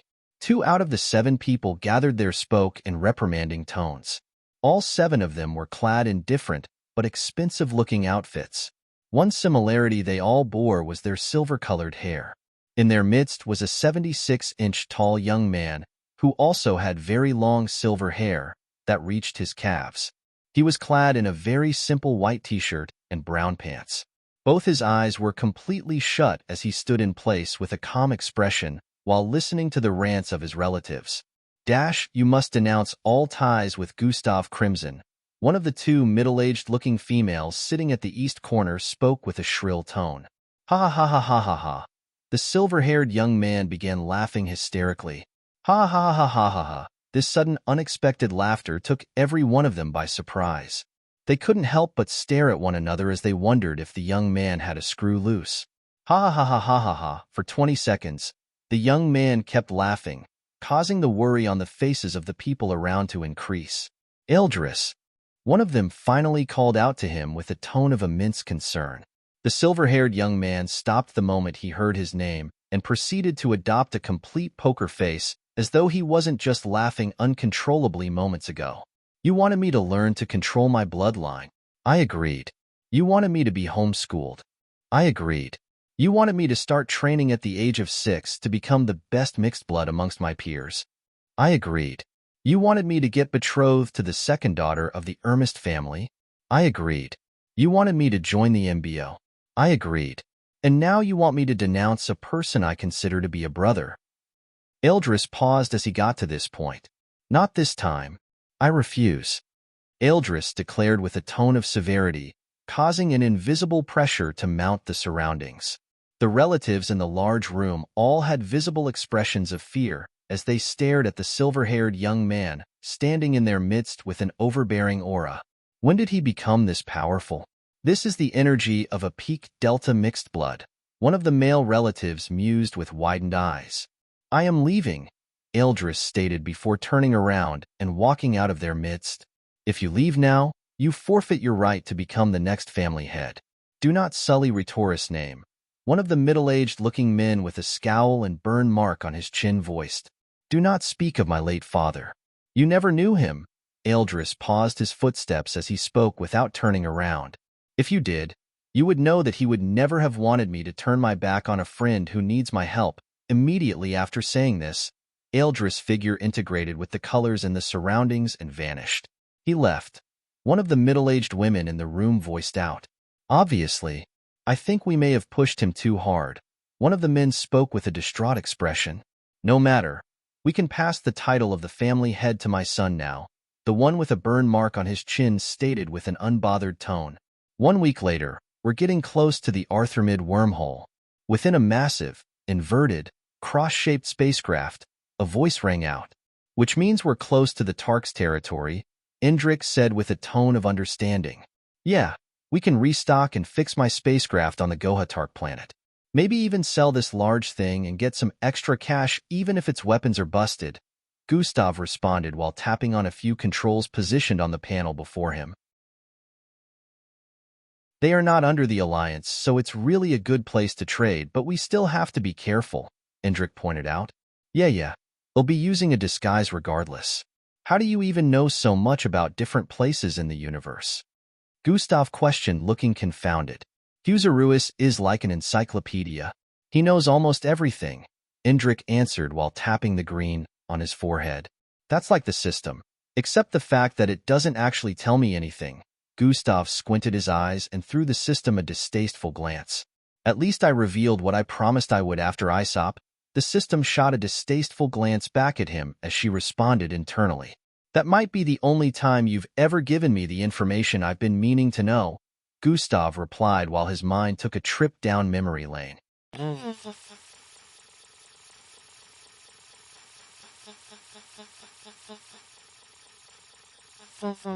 8 months ago, Fwyi. In deep space, a spacecraft navigated a star path filled with all sorts of powerful beams fired from 20 similarly built spacecraft. The spacecraft evading fire was shaped like a sphere and moved with incredible speed while dodging with precision. The 20 spacecraft giving chase from behind weren't any worse in terms of speed as they closed in on the sphere-shaped spacecraft easily. These spacecraft were all shaped like two rhombuses joined side by side. Each one was as large as a 10-story building, all packing heavy artillery that would easily rip a hole through a planet and destroy orbital bodies. One prominent design that could be noticed on these spacecraft was the mixture of fine red and blue with a massive emblem that displayed a drop of blood. Remember I said I was going to reveal something to you after Aesop? The system voiced in Gustav's mind while he was trying to evade the plethora of MBO spacecraft chasing after him. You couldn't find a better time to do this? Gustav yelled as he yanked the lever like steering before him towards the left. Twice, one of the beams grazed past the right surface area of their spacecraft, causing it to quake intensely from the sheer residual energy of the attack. Things are getting kinda dangerous, Gustav mumbled. So about what I wanted to tell you. Will you fucking hold on till we're out of danger? Gustav cussed with a tone of annoyance. You could really just blast them all away. I don't know what you're waiting for, the system responded with an unbothered tone. I would have done that, but then they're just following orders. A lot of them are innocent and can't refuse the command of their superiors, Gustav said as he regained his calmness despite being in the line of fire. You really went soft. Meh. Also, as far as humanity is concerned, no one is innocent. If the people wanted to, they could cooperate to refuse to get a mission like this shoved down their throats. They could refuse the words of the Alliance and fight to protect the image of the person who not once but on multiple occasions had saved their lives. They don't just want to, and for that reason, they do not deserve your mercy. The system sounded like a demon who only wanted to see chaos and destruction. You may be right, but still no. An uprising isn't something so easy to start. Not to mention that it would be weird to slaughter all of them while claiming that I plan to save the universe. Gustav lightly shook his head. You're only trying to save the universe because of your loved ones. Last I checked, they are not amongst the assailants pursuing, the system pointed out. Nah. If the situation ever gets to a point where I can't escape without constituting slaughter, then I won't shy away, Gustav said while tapping on his dimensional bracelet. A bright blue glow engulfed the entirety of the sphere-shaped spacecraft, and it vanished in the next instant. Thria, red beams phased through emptiness as they tore through the spacecraft's initial location in space. The sphere-shaped spacecraft reappeared in a completely different location in space, void of light constellations and planets. Gustav stared at the dimensional bracelet surface and noticed the display of 50% energy left. It's only good for one more jump. They'll have to recharge this later, Gustav muttered. One day you will have to let go of this sentimentality you built up. And on that day, you'll go on a slaughter rampage, the system voiced inwardly. Stop with the crap and tell me what you were about to reveal earlier, Gustav stated with a tone of indifference. He decided he wasn't going to let the system nag him this time. Did I tell you what the 5 premonitions are? The system questioned. Aren't they as you call them, premonitions? To some universal misfortune or something, Gustav answered warily.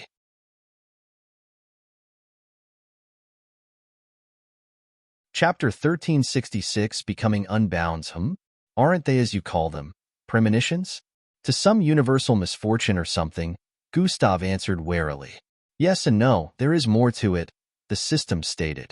Then don't keep me on the line. Tell me, Gustav responded with a tone of curiosity. The 5 premonitions are actually the body parts of 5 separate entities known as the Ancient Executioners, the system revealed. The Ancient Executioners? Wait, are you telling me that the eye, which was at least 12 times larger than the entire Earth, belonged to one of these beings known as the Ancient Executioners? Gustav's voice grew with astonishment as he questioned. Yes. I can't mention their real names because it would cause issues, but there is no problem with mentioning their title. The second premonition was the mouth of one of them.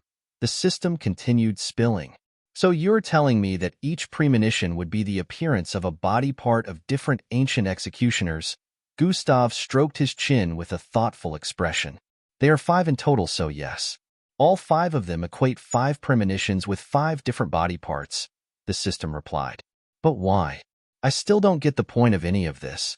What is their aim? Gustav inquired, confounded. If you recalled who you were, you'd understand, eh? But since you don't, I'll tell you what exactly the premonitions are to them.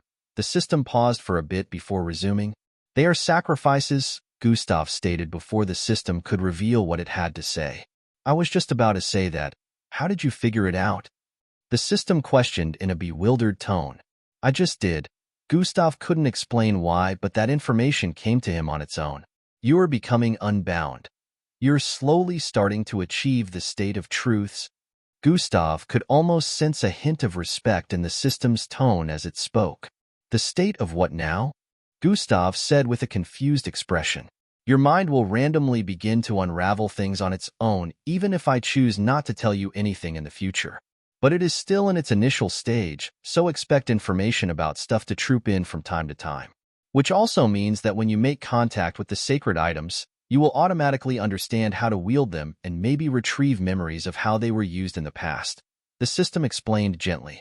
Okay, I don't know how we went from the Ancient Executioners to this, Gustav said while leaning backward to take a seat.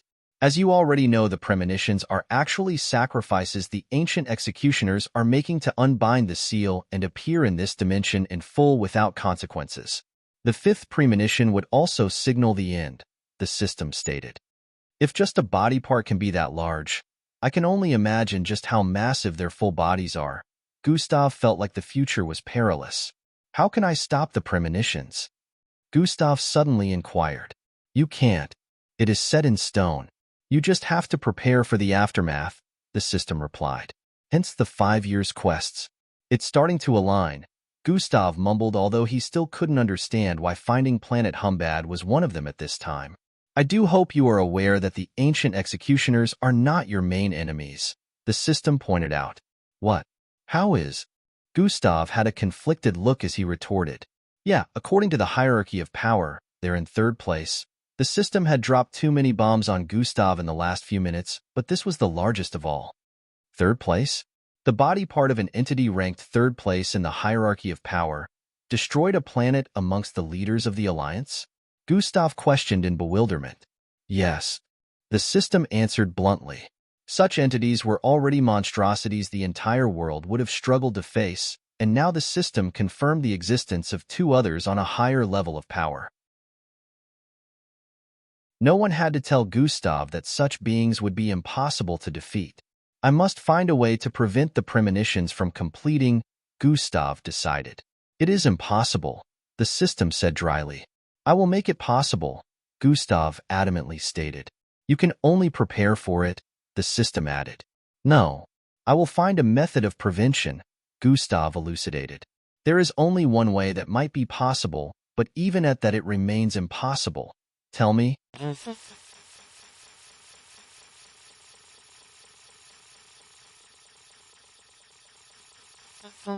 Hunter's present well? It's not like my suicidal ass wasn't already plotting something like that, Gustav said internally as he stared at the projection of outer space before him. Big brother. Indrik's call pulled Gustav out of his reverie. He turned to the side and noticed Indrik pointing at a small swirling in the distance. Arthramid wormhole, Gustav muttered. Strap in. Things are about to get rough, Gustav announced to the two behind. Circe, who was initially playing with the system's blood-red hair and giggling, paused as she heard Gustav's announcement. She slowly lowered the system's scarlet hair and moved toward her sitting position. Immediately after strapping herself in, she peered forward and noticed the small, in the distance, was now extremely large. As they closed in on the swirling white light, they became like a dot due to their massiveness in deep space. An incredibly overpowered force of attraction suddenly tugged at the spacecraft the moment they were 1 light-year away. Despite their distance from it being more than 10 trillion kilometers away, it pulled them forward with aggressiveness towards its center at an unexpected speed. GHRRRBLLL, the spacecraft quaked intensely as Gustav activated the spacecraft defense systems while they got dragged into the wormhole. Din, din, din. Alarms were blaring as they drifted into a chaotic white world with visible waves of violent energy sweeping across the place. Despite how scary their current position in space seemed, Circe did not have a notion of fear on her face. For her, Gustav's presence was reassurance enough that everything would be fine. Indrik twirled his middle finger around his index, causing a tranquil wave of telekinesis to phase out of him and wrap around the spacecraft. In the next moment, the entire spacecraft stopped rattling. It continuously drifted forward for the next 1 minute, before arriving at the end. THIINNNHHHGGHHH, the spacecraft reappeared in another location in outer space and began blazing forward at its initial original speed. We're in the Tark's territory now, Gustav announced. Which means we should arrive at Goha Tark planet in half a day. Big brother, have you? Indrik was about to ask Gustav about disguising when he noticed the person sitting by his side was a completely different figure. You were saying? A voice that sounded like the bubbling of saliva rang out. You look gross, Indrik pointed out. And you're about to look the exact way, little brother, Gustav voiced with a glint of mischief in his eyes before reaching out to touch Indrik. No, no, no. Before Indrik could pull away, Gustav's hand wrapped around his. Flesh warping has been activated. Indrik's appearance rapidly changed as fins grew out of his neck and shoulder. His skin turned gray, and multiple holes appeared on his cheeks. His eyes became icy blue, and his figure became a little obese.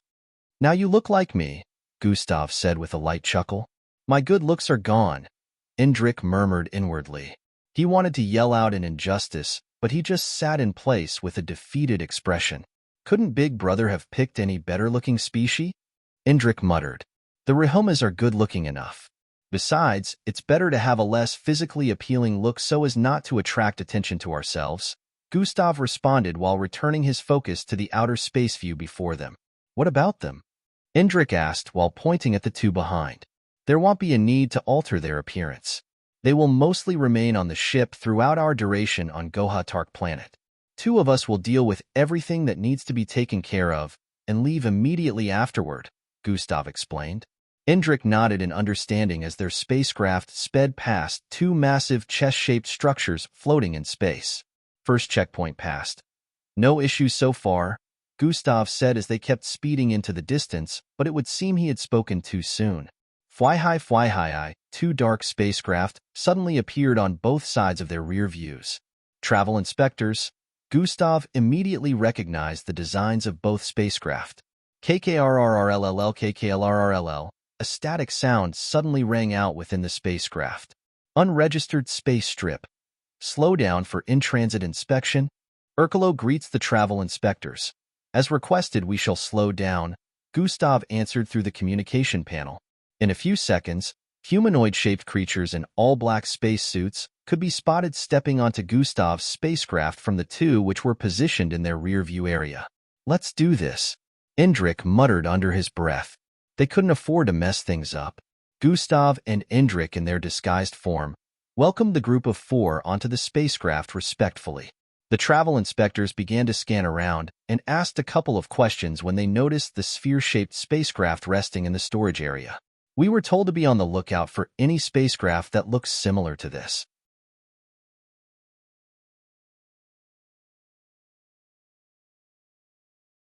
Gustav still felt conflicted about having to sell his custom-made spacecraft, but it didn't seem like he had much of a choice. Had the travel inspectors been aware that it was a custom-made spacecraft, and not a common type that had variations on sale in markets, they would have easily caught onto his deceit. Fortunately, they had no idea, and that was to be expected since Gustav was careful enough. As they continued their journey through space for the next 2 hours, they passed by a bunch of spherical-shaped planets, which became a common sight in that part of outer space. "We're here," Gustav announced as another spherical-shaped planet with a green and yellow-looking surface came into view. It had 3 layers of rings surrounding it, and another 2 positioned in a kind of diagonal format around the planet. From their angle, it looked like one part of the rings was blazing due to the circulation of hot space rocks around them, while another part looked completely chilly. Glacial-looking space rocks orbited around the sphere-shaped planet around that side. The speed of their spacecraft reduced as they descended towards an opening on the planet. In a metropolitan city, carriages joined together as trains whizzed across the air at great speed. Only a single line of railing could be spotted, and it was constructed in such a way that it twirled across the city skies into the distance. The carriages filled with loads of people moved at incredible speeds, following the twirling rail as it seemed very flexible.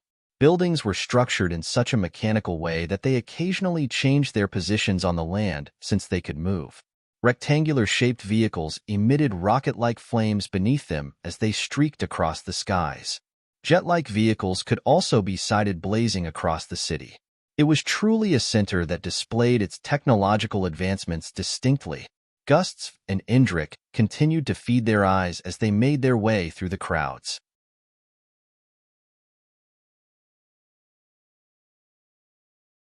Chapter 1368 Send the Tark's force. Even if you were looking to purchase an item, it would still be considered a high cost to get in based on the floor you need to head to get it. Only people considered rich headed in, and Gustav wouldn't want them attracting any sort of attention. After a few hours of moving around and getting necessary rations along the way, they finally arrived at a semi-large stall on the outskirts. 2 feminine structured bots voiced loudly as people trooped into the stall. There were still a lot of people going in and out, but compared to a lot of other places, this was less crowded. Gustav and Indrik proceeded to get into the establishment, which was even bigger on the inside than it looked on the outside.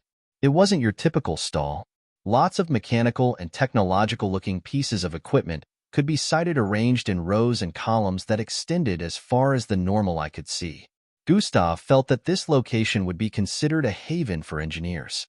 He would have been clueless as to what to check for if he didn't study well on his own despite the MBO training. Indrik joined him in moving around to acquire the necessary mechanical pieces he needed. "We're looking to sell a space bird," Gustav revealed to one of the workers after buying everything he needed for the rest of their trip to Zelio's tower. The bear-shaped creature with a brown, tight-fitted, armless jacket stared at Gustav and then Indrik with an expression of fatigue before responding. "Fill out the name and brand," he said to Gustav while a holographic monitor appeared. "It is custom-made, so no brand," Gustav replied. "Do you have a name for it?" The Tark behind the counter questioned. Silver Hulk?" Gustav answered with a lone tone, causing the Tark to throw him a glance that said, "Are you serious, man?" "Haha, I am bad at coming up with names, my friend," Gustav added jovially. He is good at playing a different character. Indrik wondered if Gustav ever took acting lessons. The Tark proceeded to input the name of the spacecraft as SH and went on to type a few more things before forming a purchase ticket. He asked Gustav and Indrik to follow him to a testing area to try out the functionality of the spacecraft so they could determine a price range. Within the large testing area were a bunch of other species also testing spacecraft functions. It was rather spacious. larger than the size of 12 football pitches merged. Swee-eye, the sound of one spacecraft engine or the other echoed vibrantly across the environment, and some even flew about the place. Gustav could see a lining of sorts on the ceiling area, so he could tell that it could be opened up if it was required to test the full speed of the spacecraft, which couldn't be done in the testing area. Zing, the sphere-shaped spacecraft appeared before the Tark who had brought them there. He was a bit surprised as he noticed the appearance of the spacecraft, which was the size of a building. However, he wasn't surprised due to its size. He was surprised because he was going to ask them to fly the spacecraft here so it could get tested. He didn't think they would possess a spatial storage that could hold an entire spacecraft. With the size of the spacecraft, getting a spatial device that could store it would be incredibly expensive. He had no idea that Gustav and Indrik no longer made use of spatial devices. They could store any non-living thing in their spatial storage, which came from both their supernatural abilities. The Tark tried not to think much of it, but he wondered why they weren't in the Trade Center building if they were that rich. "Sirs, I will now test the functionality of your spacecraft," the Tark remarked respectfully. Where did the newfound respect come from? Gustav wondered inwardly. He had no idea that the Tark workers' change in demeanor stemmed from the fact that he thought Gustav and Indrik were rich. It would seem that higher status resulted in respect and bootlicking not just on Earth. It was a universal phenomenon. "You fool! Why didn't you inform me immediately?" A loud yell rang out within a building floating above Goha Tark planet. "Sorry, sir. It was an entirely different color and pattern. We didn't think." A Tark in a black spacesuit replied fearfully but was cut short before he could complete his sentence. "Shut up. Where are they now?" The massive 12-foot-tall superior questioned with an authoritative tone.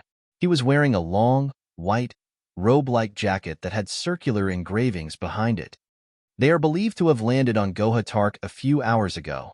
The Tark in the black spacesuit shuddered while responding. "Send the Tark's force and find them, or I will have your head on my plate for my next breakfast," the 12-foot-tall superior stated with a bloodthirst. Why yes, Sir Livet." The Tark in the black spacesuit instantly turned around to escape the environment in fear. "Testing is completed and the estimated cost for the spacecraft is—" The Tark worker paused for a bit with a look of disbelief before continuing. 337,000 mineral rocks. Ha ha ha, what a good haul. "The gods of fortune must be in my favor," Gustav said with a tone of excitement. The Tark worked and gulped down saliva. He had never dealt with a spacecraft on this level of value before. Usually, people would sell such a valuable spacecraft within the building in the Trade Center, so this was baffling. It was to be expected since no spacecraft undergoing testing here looked anything remotely as exquisite as this. A lot of them were mostly craps and old spacecraft that could be taken apart to use for other purposes. The Tark worker couldn't believe his eyes because the highest they had ever gotten a spacecraft here was around 20,000 mineral rocks, and this was valued at over 300,000. This meant they could make the highest profit from this exchange, and he couldn't just imagine the tip he'd get from it. He was already lost in thought, picturing a promotion when, "So, my payment," Gustav's reminder pulled him out of his reverie. "Yes, sir. Please wait here," he answered respectfully before turning around to head out. "Looks like we have to wait for a bit," Indrik said from the side. "We've already spent a lot of time here. Once he returns with the payment, we'll leave," Gustav stated in his original voice. He was a little bothered about having to sell his spacecraft since he joined in its creation at the time. However, he was still a bit glad that he got to sell it for this price. The 300,000 mineral stones they offered were enough to sustain them for years, even if they decided to keep traveling across space. It could be exchanged almost anywhere across galaxies for other commodities. Gustav mumbled suspiciously after waiting for a few minutes. "Is something wrong?" Indrik questioned. "The Tark's force. They're moving around the Trade Center. My perception picked up on them," Gustav answered. "I thought that was supposed to be normal?" Indrik said with a contemplative expression. "Not this time it's not. They're starting to gather in large numbers and are combing through," Gustav answered while making an analysis. "They're looking for us," Indrik said with a tone of certainty. "How did you figure?" This time it was Gustav's turn to question. "I just saw it. If we leave any later than 2 minutes, Well, bump into them, Indrik announced. Your premonition sure comes in handy. But why is it so unpredictable? Gustav wondered out loud. Indrik shrugged his shoulders in response. Gustav initially thought that even if there was a problem, the cover of the millions of people in the vicinity would prevent them from getting discovered. However, with Indrik's premonition, he realized they probably had some way to find them. It's time for us to leave, Gustav voiced while snapping his finger. Zing! The spherical building-sized spacecraft instantly vanished. We should still be able to survive on the supplies we have acquired today, he said while stepping forward. They arrived above, in the stall's original space for mechanical items. Sirs, where are you going? The Tark worker noticed them leaving and quickly ran towards them. Is the payment ready? Gustav asked him. No, the manager is preparing it, the Tark worker answered. I am no longer interested in selling, Gustav stated before walking out with Indrik. But sirs, it is almost ready, the Tark worker yelled while running after them. He couldn't just give up like that. However, he noticed that Gustav and Indrik had vanished from sight. He stood there with a lifeless look on his face as his outstretched arm lowered. He couldn't believe his promotion and the high tip had just slipped from his fingers.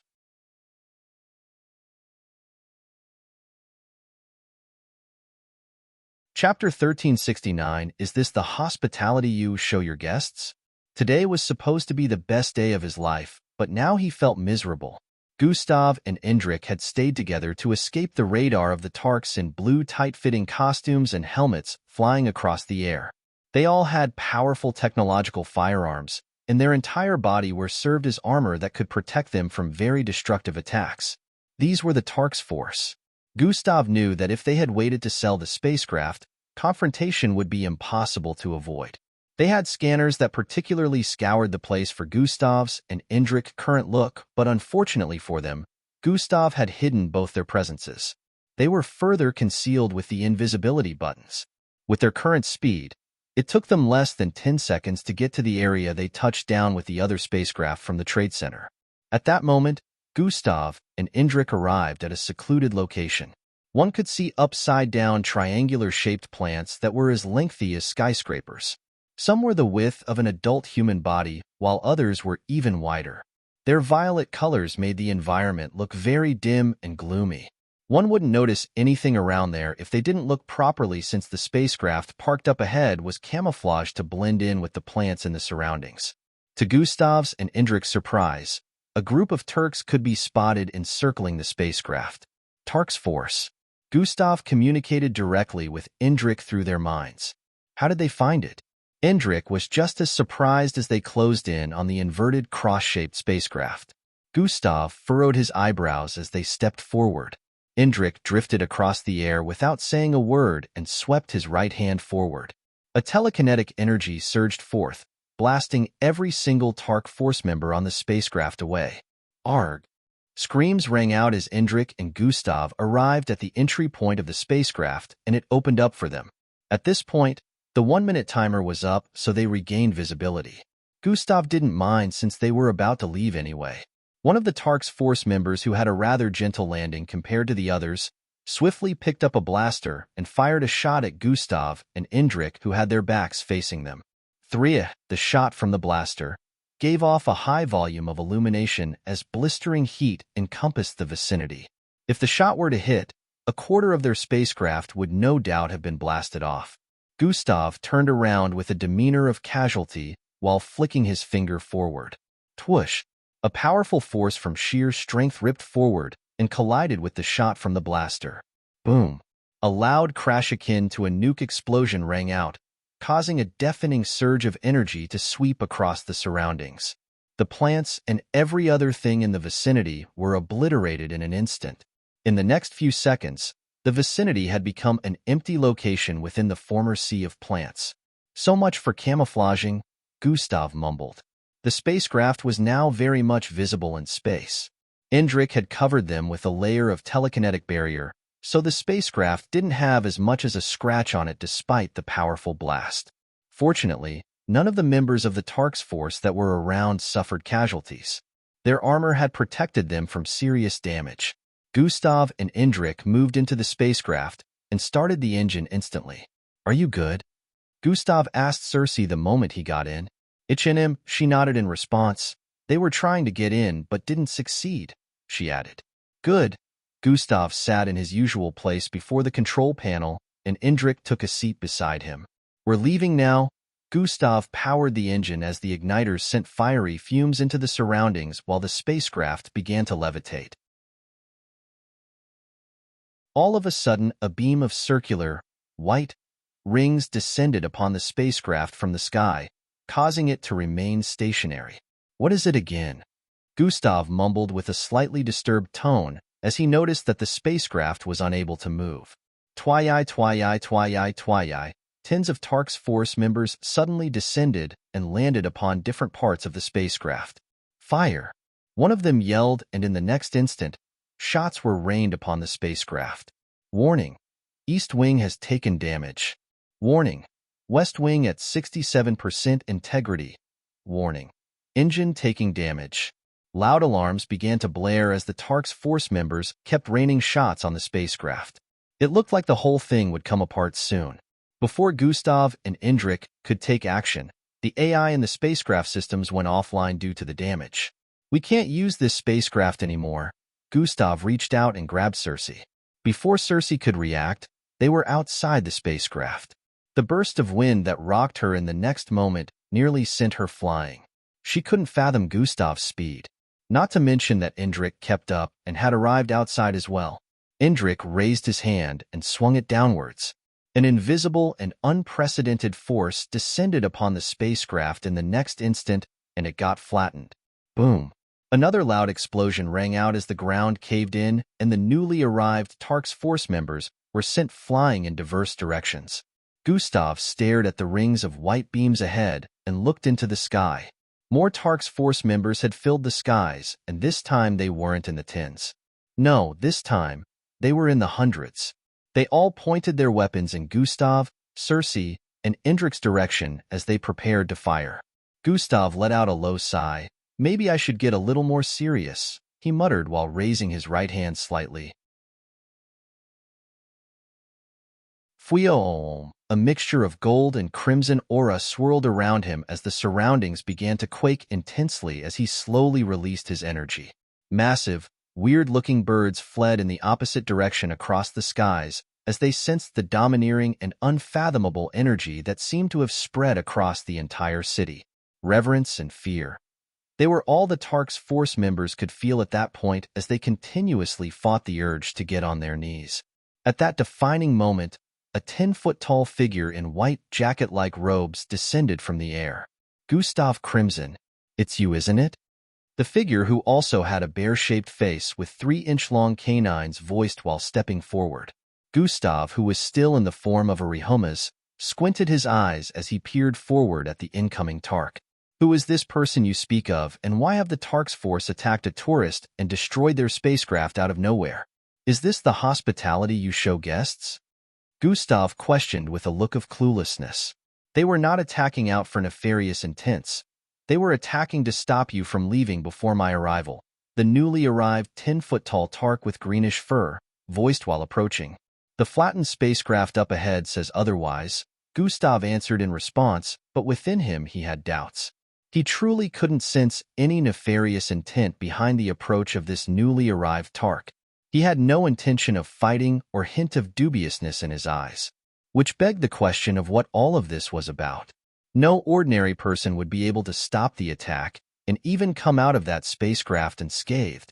"I needed to confirm that you are indeed Gustav Crimson," the Tark stated. "Are you willing to lay your life down for the truth?" Gustav questioned while the energy around him grew. "Choose your next words carefully, or it might very well be your last," he added. "If you would let me. I am Commander Egril Livid, and I only require a brief conversation. I do not side with the Alliance, neither do I intend to hand you over to them. Not like I could do so even if I wanted to, but that is not my intention," Commander Egril Livid pointed out. "I have been looking for you since the whole ordeal with the Alliance began." Outworldly, Commander Egril took to his knees after speaking with a profound tone of respect. Gustav was immediately taken aback as he began to retract his energy. The Turks' force floating above descended as well and fell to their knees in reverence. "We greet the outworldly," they voiced respectfully as well. Gustav turned to stare at Indrik in confusion briefly before turning to face them once more. "How do y'all know that term?" he asked with a tone of suspicion. "If you will allow me 5 minutes of your time, I will explain everything to you. If you don't find my explanation to your liking, you're free to take my life," Commander Ergril Livet voiced while still lowering his head. "You would forfeit your life so easily?" Gustav questioned while slowly transitioning into his original look. "It would be a pleasure if I met my end at your glorious hands," Commander Ergril stated in response. Month goals: 500 golden tickets equals 4 chapters mass release. 1,000 golden tickets equals 8 chapters mass release. 1,000 privilege unlocks equals 2 extra chapters. 10,000 privilege unlocks equals 10 extra chapters. 1 magic castle equals 1 extra chapter. 1 spacecraft equals 2 extra chapters. Golden gashapon equals 4 extra chapters. And special shootout.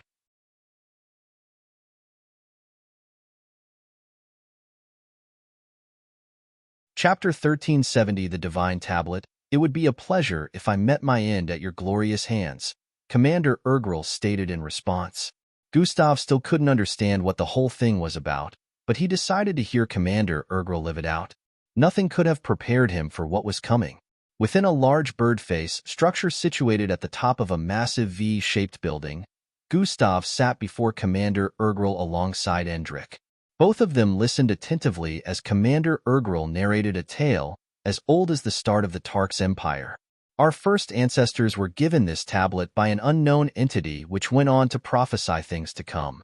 In the beginning, the first ancestors were just a motley crew who knew nothing and believed nothing. Until the first prophecy came to pass."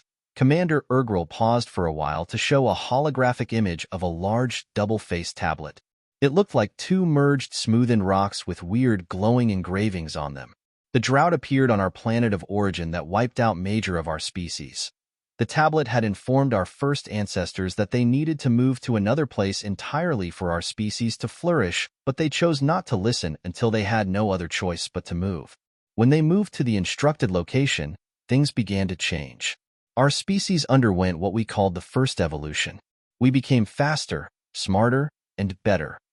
We began to recognize the minerals around us as valuable resources that could be further used for our advancement. The tablet soon predicted something else, and this time our ancestors chose to listen. This action once more benefited our species, and our ancestors worshipped the tablet as our god.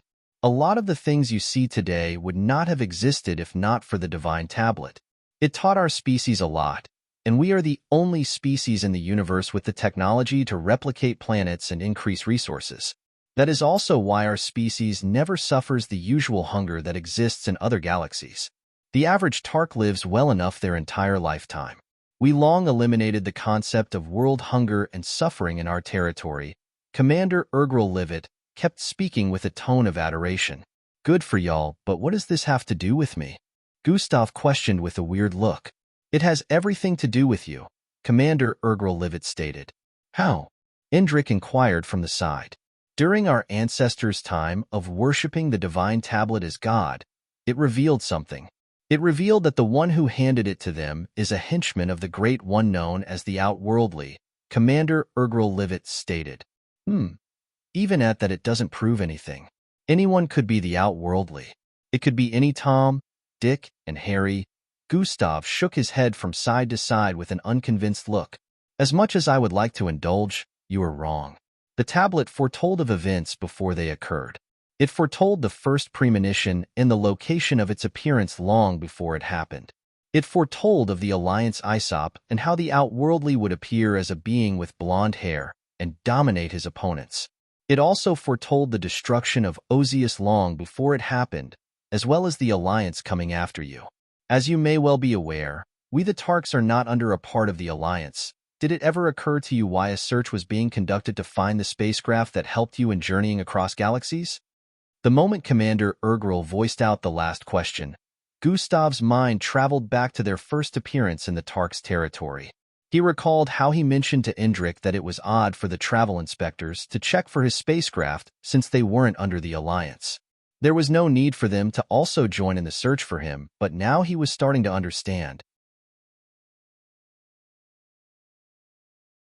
He proceeded to pick it up, and the tablet exuded a golden glow that encompassed the entire vicinity before they both vanished. It got stolen? Gustav questioned with a tone of curiosity. Not stolen. The person who touched the divine tablet in that footage is the first Toven, Commander Urgrel voiced in response. Why would a leader of the Tarks steal your precious divine tablet? Gustav inquired once more, confounded. Like I said, great outworldly, not stolen. First Trovan is one of the 3-time candidates, just like the one beside you. He journeyed somewhere far with the divine tablet on a necessary mission for the future, Commander Urgrel explained. How do you know that term? This time it was Indrik's turn to ask. Like I mentioned times without number, the divine tablet informed us. Your coming had been prophesied thousands of years ago, and the divine tablet made it known that one of the 3-time candidates would be your companion, Commander Urgrel explained once more. Does anyone know about the existence of time candidates? Gustav asked Indrik mentally. No, that is a term that should be known only by you, Husarius, that computer inside of you, and myself. No one else should be aware of our existence, or even have an idea of our purpose, Indrik answered. So, do you believe they're telling us the truth? Gustav followed up with this question. I sense the power of the time candidate through the footage. It is real, Indrik answered. Gustav recalled Indrik mentioning the time candidates were capable of perceiving one another despite having never met. At this point, he was inclined to believe that everything Commander Urgrel had mentioned there that day was the truth. Gustav had a conflicted expression on his face as he slowly turned around and took a seat. Tell me more about the divine tablet and the being who brought it to your ancestors, Gustav demanded. Hours later, Gustav and Indrik had settled in a luxurious living space they had been provided by Commander Urgrel. Commander Urgrel had wanted to make a live announcement to the general public all across Gohatark planet about the appearance of the outworldly, but Gustav stopped him. Commander Urgrel mentioned that should the inhabitants of the Tark territory be aware of his visit, the whole city would be flooded with both Tarks within the planet and outside of it, coming to worship his arrival.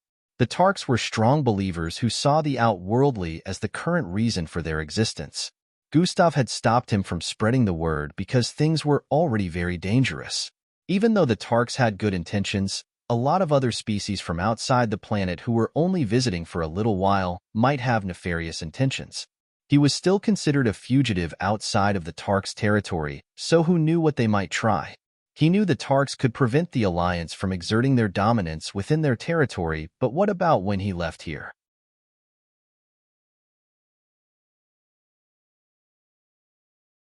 Chapter 1371. Optimistic geezer Gustav sat on one of the beds in the vicinity and thought about everything Commander Urgrel mentioned. All these still don't feel real, he said internally. What part? The henchman or the divine tablet? The system inquired. Everything? It's not like they had much to tell me about the henchman anyway, except for the fact that he appeared to their ancestors nearly 8 years ago and handed them the tablet. I know nothing else of this henchman. This would have definitely been a good time to remember something, Gustav responded internally. You're still in the process of becoming unbound. Just because you have no further information about it right now doesn't mean you won't in the future, the system stated. Yeah. One thing that stuck with me is how the divine tablet didn't seem sure of my coming at first. Commander Urgrel said the tablet mentions that if I come, they need to show their support for the salvation of their species. That if bothers me. Gustav held his chin with a bothered expression. What do you plan to do now? The system inquired. Leave here first thing tomorrow. Although they have offered us shelter and protection from the Alliance, I still have my work cut out for me. The Zelios Tower awaits, Gustav stated with a decisive tone.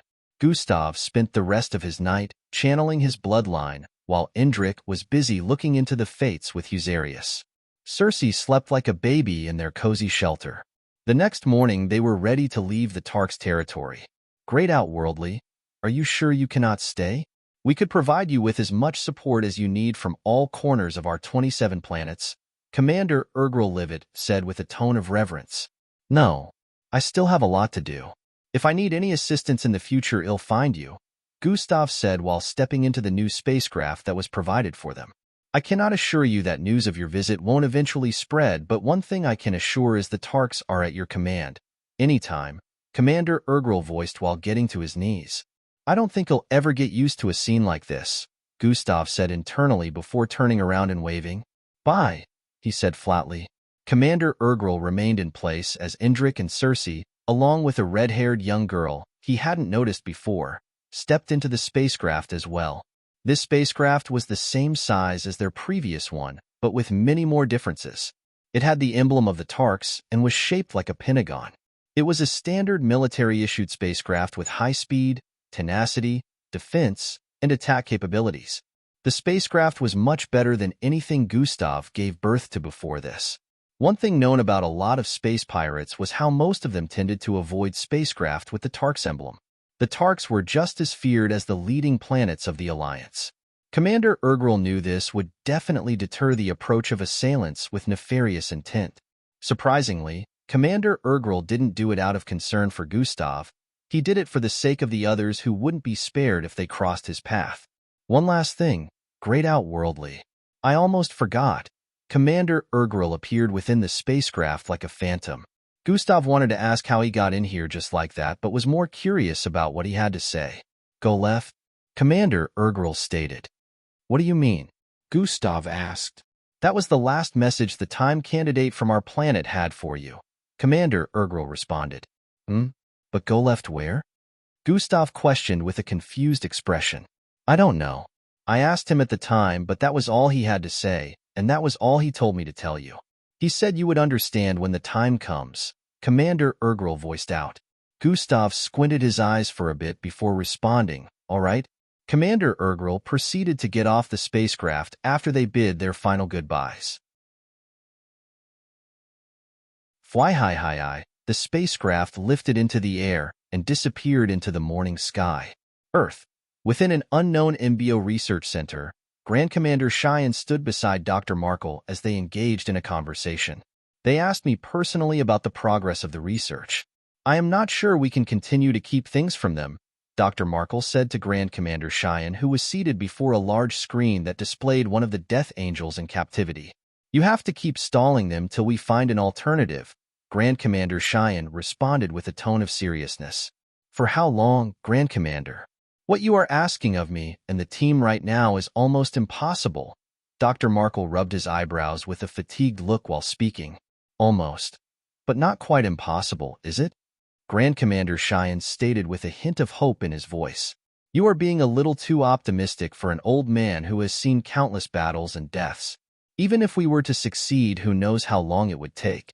Do you think we can keep stalling the rest of the Grand Commanders for that long? Dr. Markle questioned, feeling as though the Grand Commander was getting a bit delusional.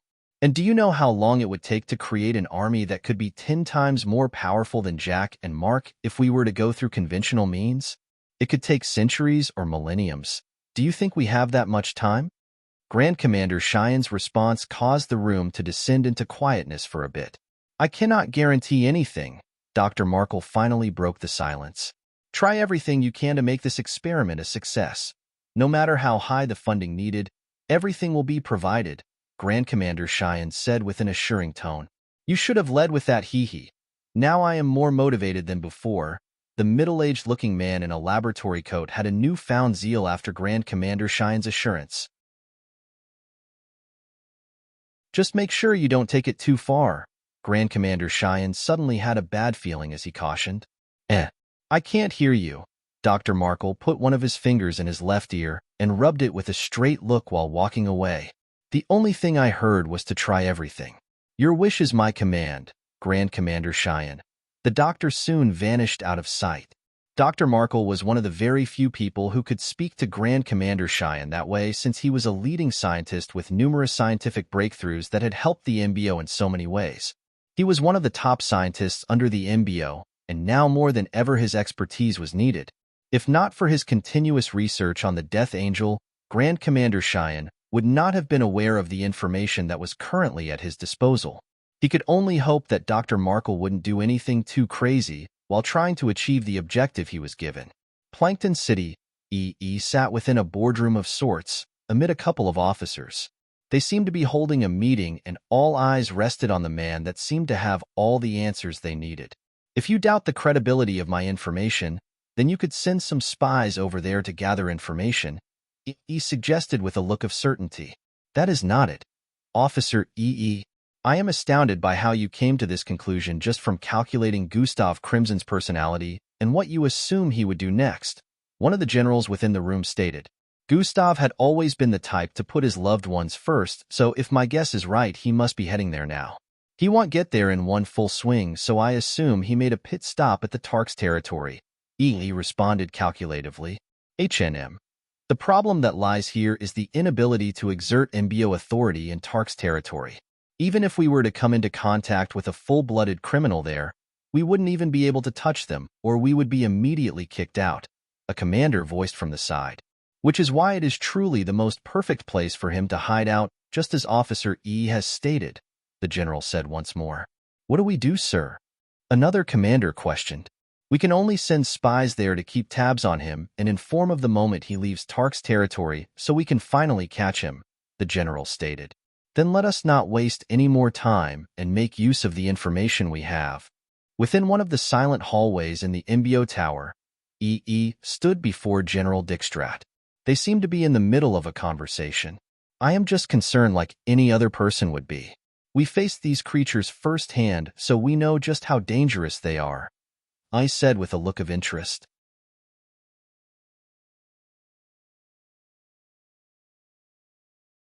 Chapter 1372 Transmission Failed. I am just concerned like any other person would be. We faced these creatures firsthand, so we know just how dangerous they are, E declared. I understand, but there is nothing to worry about. The creature wasn't freed, and it will remain that way, especially now that Jack and Mac are returning to Earth, General Dijkstraat retorted before tapping A's shoulder twice to bid him farewell as he walked away. Jack and Mac are returning? E.S. muttered. He sounded very troubled. I need to inform Gus about this, E said internally while a violet-colored vortex appeared in his line of sight. E proceeded to walk through the vortex and arrived directly inside of his apartment, which was more than 20 miles away from the MBO tower. He stood before his desk and reached out to touch a device positioned atop. TRRZZs, the device vibrated a couple of times while displaying a couple of words on its surface. Transmitting, transmitting, transmitting, transmission failed. EE's eyebrows furrowed as he spotted the feedback from the device. What's up with this thing? He wondered out loud before tapping the device again. Transmitting, transmitting, transmitting, transmission failed. The same occurrence played out again, causing an expression of confusion and slight frustration to appear on EE's face. He tried multiple times, and it remained the same. E couldn't understand why the device wasn't working at the moment. It has never done this before. E was in a dilemma. Just as he wanted to try again, a call came in from the communication button attached to the side of his left ear. Officer E, we need you to come in at the second base. A feminine voice called out from the other end. By we? Who do you mean? E asked cluelessly. In outer space, a pentagon-shaped spacecraft navigated through a sea of ambient waves of blue lines. The spacecraft seemed to be having trouble moving through this area of outer space as it quaked repeatedly and found itself being forced to slow down. Because of the sonic waves, a lot of functions are offline within the spacecraft, Gustav complained as they continuously moved forward. Communication systems are down as well. Good thing we don't need to get into emergency contact with anyone, Endrick voiced from the side. Although it is starting to get a little hot in here, Endrick added as he noticed the air conditioning within the spacecraft had gone offline as well. Space was usually cold, but not this part. If oxygen suits were not a thing, normal people wouldn't be able to survive around here since the supply of air had been cut short. Trire, a ball of ice, materialized in the middle of the control room. The surroundings instantly became chilly. Endrick and Gustav turned around and, as suspected, the one responsible for this was Cersei. She noticed their stares from behind and displayed a clueless look. What? Uncle Endrick said it was hot. For the millionth time, I am not your uncle. You're older than me. Endrick yelled in frustration. Gustav shook his head in pity. From what he knew about Cersei, she wouldn't stop. It was just like how he wanted her to stop calling him daddy, but decided not to stress himself over the title, since she would not stop no matter how many times he told her not to. But you're daddy's brother. I am, but that makes you uncle. You are not his daughter. I am too. You are not. Just like I am not your uncle. Okay, Uncle Endrick. You little big. Gustav decided to focus on the journey ahead, leaving them to their argument. It would take at least another day before we get out of the sonic waves region. Gustav analyzed. You are lucky you practically traded the former spacecraft for a better one, or the journey would have been slower than this. The system voiced within Gustav's mind despite being seated behind Cersei. Yeah, this one has the techno jump. Well, get to Zelio's tower 1 week earlier than planned. No one had successfully channeled at a speed like this in the history of mixed bloods, and now, he was already aiming for the peak of Beta's first step. Beta was a lot further from Alpha ranked than anyone thought. The difference between both levels of strength was like a pond to an entire ocean. Not even 100 Bet-ranked mixed bloods would be able to defeat a single Alpha. This was why the process of channeling one's bloodline through the Beta rank was extremely long compared to any other bloodline rank. It was a process that no one besides Miss Amy had been able to complete in less than 10 years, since it was like trying to fill up a river by fetching cups of water. Gustav didn't care about any of the difficulties attached to this rank. All he cared about right now was making sure he achieved the third step of Beta rank before a year went by. He already had the strength of an Alpha without reaching its rank, so he knew if he continued, he would have the chance of completing the first 5-year quest. Gustav was at a point where he could channel every single bloodline at the same time, so he didn't have to worry about being unable to channel any bloodline properly. The sound of blood gurgling rang out within the room as Gustav's veins turned visible and reddish all across his body.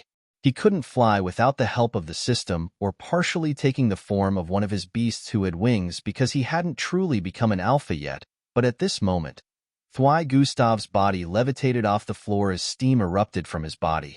At this point, he had entered a deep state of meditation. His body completely focused on the channeling of his bloodline to increase its speed. Gustav suddenly found himself in an unknown dim space. His body was bare, but he was in ethereal form.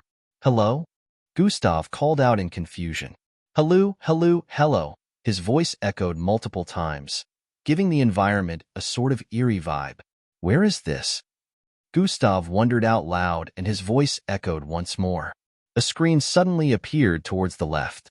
Gustav turned to the side and watched the footage being displayed on the screen. It showed a being of small stature and fluffy green hairs all over its body, standing in the middle of fleets upon fleets of spacecraft that had covered an entire vicinity in space. Upon the appearance of this being with its small stature, a burst of chromatic-colored energy surged forth from its position. It covered the entirety of that part of space, and every single person within the thousands of spacecraft fleets fell asleep. Another screen appeared on the right, and Gustav watched footage of a feminine-looking being with a serpentine tail and one eye in the middle of her arrow-shaped head.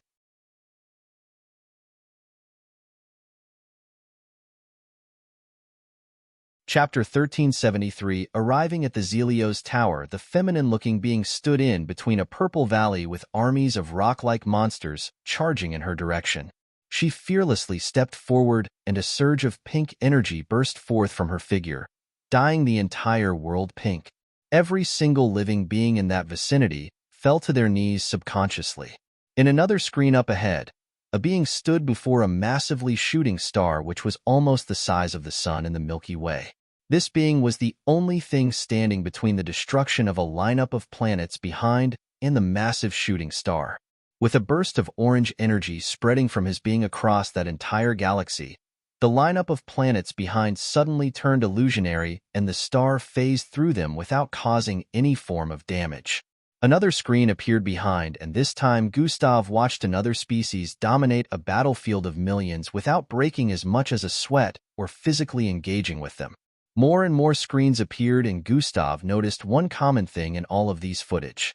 The beings that appeared on the screens could dominate anything with a burst of their power, without having to move a muscle. It instantly struck a chord with him as he realized the type of power they had used. Yarki, these are cosmic superior beings?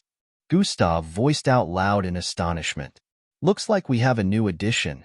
A loud voice suddenly rang out from behind as the unknown space suddenly lit up. Gustav turned around in confoundment as he stared at the group before him. Big brother. Big brother. Gustav's eyes sprang open after hearing his name called out multiple times. Indrik, how did you get in here? Gustav inquired, looking confused. You have not stepped out in the last 6 days, so I was getting worried, Indrik explained. What do you mean? I was only gone for 2 hours, Gustav voiced in bafflement. No, we're close to the Zelios Tower. You've been in here for 6 days now, Indrik iterated. That cannot be right. Gustav got to his feet. Your chest. It's glowing. Indrik suddenly called Gustav's attention to his chest. Gustav, who seemed to have initially missed this, lowered his head and spotted the golden glow in the middle of his chest. Gustav exclaimed, looking further confused till he sensed something. My cosmic superiority just reached the transdimensional level, Gustav stated with realization in his eyes. How is that possible? You haven't even used your cosmic superior abilities in a long time. Indrik was also startled. I know. That is why I don't understand as well. I was only in that place for like 2 hours, and now you tell me 6 days has gone by? Gustav didn't even know how to react to the entire situation. A loud automated voice rang out. They'll deal with this later, Gustav said before walking out of the room with Indrik. They approached the control room and projections of nothing appeared in their line of sight. Except for the endless dark expanse of outer space, nothing could be seen for light years. Gustav stood before one of the projections before activating God Eyes. God Eyes has been activated. It's there. Gustav pointed at nothing. Cersei peered forward cluelessly. The entrance to the Zelios Tower, Gustav muttered while keeping his finger pointed in the same direction. We can't go in with spacecraft since they are not allowed. Prepare to get off, Indrik said to Cersei. Yes, uncle. Her response caused Indrik's face to twitch repeatedly. I would have preferred we went in alone, but it is more dangerous to leave her out here by herself, Gustav voiced while passing a white and black spacesuit to Cersei. It was time for them to get off the spacecraft. Gustav and Indrik didn't need a spacesuit to stand in outer space. The cold was unable to affect them in the slightest, and they could hold their breaths, so it was no issue even though they couldn't breathe in space. The sixth tower, on the other hand, was up to 600 feet, and the final tower, which was the seventh, was only a measly 30 feet tall. This whole dynamic was completely mystifying, but Gustav understood why this was so. The towers each represented the difficulty of tasks presented by visitors. If one visited the first tower and the task was too difficult for the Arams situated there, they would refer the visitor to the next tower.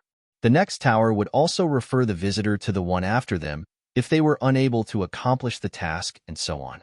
The seventh tower had the highest level of Arams who could uncover any information no matter how difficult, but there were only 3 of them, which was why the tower was very small compared to the others. The Zelios Tower was a dimension crafted by beings known as the Arams. The Arams were all-knowing beings who were said to be able to acquire any information required. Whether it was information about hidden locations in the universe or information about history lost to time, they could acquire it. One just needed to articulate their request at the hands of the Aram and they would know anything, so long as it existed in the present or past. As for information about the future, no one risked asking for knowledge about that due to the requirements needed to acquire such information. Also, the last time a visitor managed to acquire information based on the future, they ended up in a mental asylum. They got what they wanted, but the effects were something they were unable to handle. This tale was very popular and had deterred lots of visitors from asking about the future. Would they even be able to fulfill the requirements if they wanted such information? The problem with the Arams wasn't that their services had a cost attached to them, but the fact that their costs happened to be extreme 99.9% of the time. The Arams were like monks, very peaceful yet chaotic and unreasonable. They would never agree to your request unless you fulfilled the requirements attached to getting the piece of information you desire.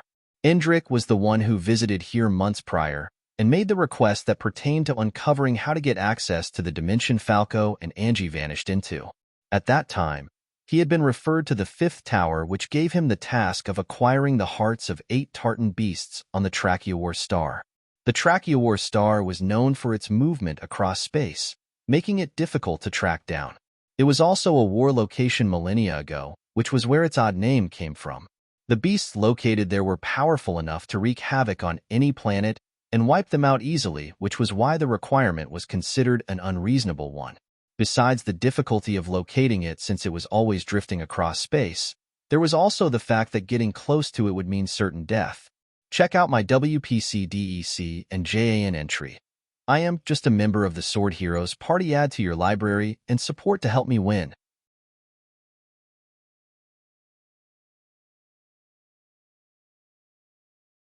Chapter 1374. I will show you what you need to do. Besides the difficulty of locating the Tranquil star since it was always drifting across space, there was also the fact that getting close to it would mean certain death. Fortunately, Indrik was able to fulfill this crazy demand and managed to acquire way more than 8 Tartan hearts. Now all they had to do was trade it for the information that brought Indrik there in the first place. Gustav, Indrik, and Circe walked toward the fifth tower upon their arrival there. They weren't the only ones in the surroundings. Other alien species could be sighted as well. After all, information was a universal need. They arrived at the entry point of the fifth tower and inserted some pearl-like stones into the walls since no one could enter the tower through conventional means.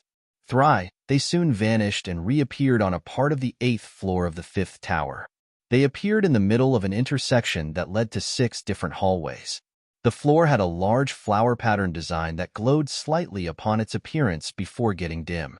Just as Gustav suspected, the interior of the tower was much larger than it looked from the outside. The entire place was crowded with hundreds of different-looking species trotting about. Despite the numbers, the vicinity was still relatively quiet. This way, Indrik said to them and turned towards the northeast direction. They began walking towards the second hallway on the right until they disappeared into the crowd. Minutes later, Gustav, Indrik, and Circe had entered a large space with a bunch of people waiting by the sides. Indrik took bold steps forward until he arrived before the counter, where 2 beings with gray, scaly faces and long canines reaching their chin area could be spotted. These 2 were Arams who seemed to be apprentices due to the golden-striped gown-like outfit they were clad in. Requesting a presence with the mundane one, Indrik stated, "You will have to wait in line like the others." The one on the right responded, "I already have an appointment. I have brought back the requirements," Indrik said with a straight look. There was no way they could wait in line for all of those people to be attended to first. It would take days. "Name?" the Aram's apprentice inquired. "Indrik Oslov," Indrik replied. The Aram apprentice proceeded to place its 3-fingered palm on a glowing orb positioned on the counter. Their eyes emitted the same color as the orb for a few moments before dimming.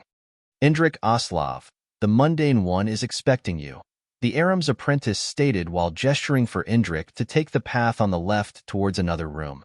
Gustav and Circe followed behind Indrik, but just as they arrived at the path, one of the Aram's apprentices spoke.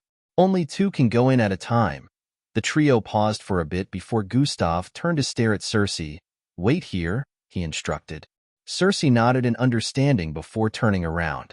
Gustav and Indrik continued ahead without her and soon found themselves in a very large space. This space consisted of floating books in circular arrangements. "That's a lot of books," Gustav muttered with a slightly bewildered tone. Apparently being the most knowledgeable species in the universe also means they read a lot, Indrik voiced in response as they made their way forward. Each row and column had a circle of books that extended towards the ceiling above. They were each longer than 50 feet in length. The number of books that existed there was no doubt more than 100,000 in number.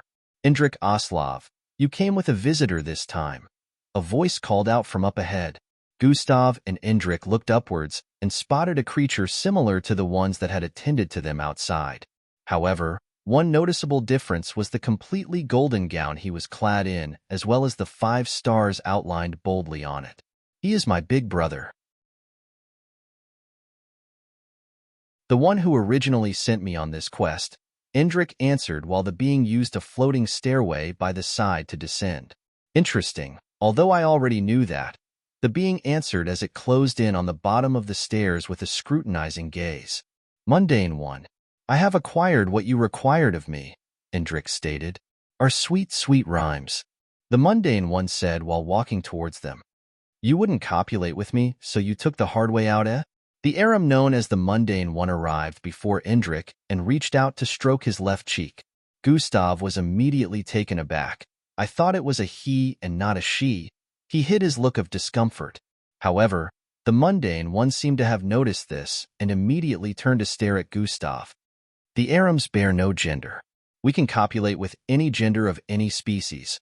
We will still bear an Arams regardless since our genes are supreme, the mundane one intoned.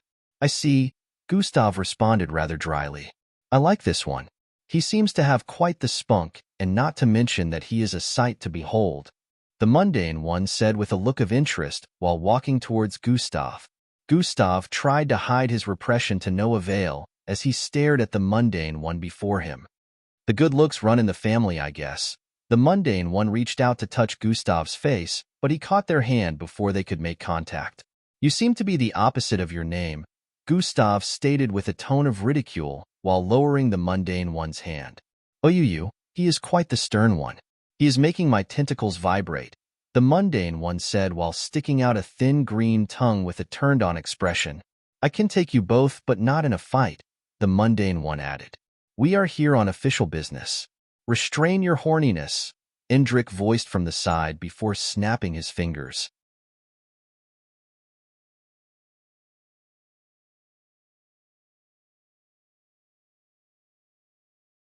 It tastes sweet and gives fresher breath. She proceeded to place it in his insect-like hand. I have a fresh breath, Vilax stated. You are waiting just like I am. Chewing something sweet will help, she said with a smile. Vilax stared at the gum with wariness in his eyes. This wasn't a usual delicacy to Ozus, and he couldn't even tell if it would suit his taste buds. He shot her a curious glance and noticed how she was chewing away non-stop without a care in the world. Vilax proceeded to put it in his mouth. He was immediately hit with flavors that traveled to his brain instantly. He subconsciously let out a hymn that showed he was enjoying it. The girl noticed this and smiled. After what seemed like many minutes, he asked for another, and a conversation ensued between them. So why are you here? I may be wrong, but you seem to be an Earthling girl, Vilax inquired. H&M. She shook her head before replying. I am from planet Vesper, and I am here with my father. Oh, your father, I see. Where is he? Vilax inquired with a slightly curious tone. He is inside with that mundane person, she responded. They said 3 couldn't go in at once, so I waited here, she added. There is someone else with him? Is it your mother? Vilax followed up with this. No, it's uncle. They went in together, she answered. Vilax immediately understood that her father and uncle were currently inside with the mundane one, which was also the reason why they were still out here waiting. He decided to further question her so he would be able to calculate if they were going to be out there longer or not. Why did they come here? Vilax inquired.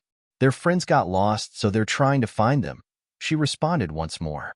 Must have been quite the disappearance for them to need the help of an Aram in the 5th tower, Vilax replied in astonishment. Your father must be very nice, he added. Yes, he is the best and the most powerful too, she responded with a look of admiration. Haha, no doubt he must be powerful to successfully fulfill a request from the 5th tower.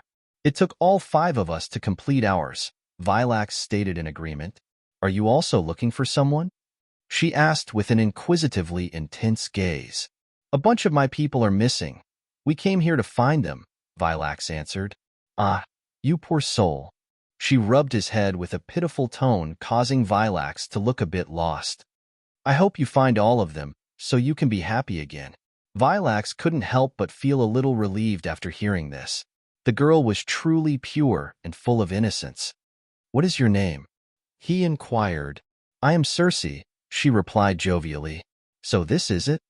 Gustav asked as he stared at the outline of a dark planet projected before them, almost like they were floating in space and staring at it. Yes, the mundane one responded. But it is in the middle of nowhere. Endrick stared in confusion as he focused his gaze on the grayish, dust-like cloud that encompassed the dark planet. The planet also seemed to have a very large hole in its center, giving off a magma glow. It was obviously half destroyed.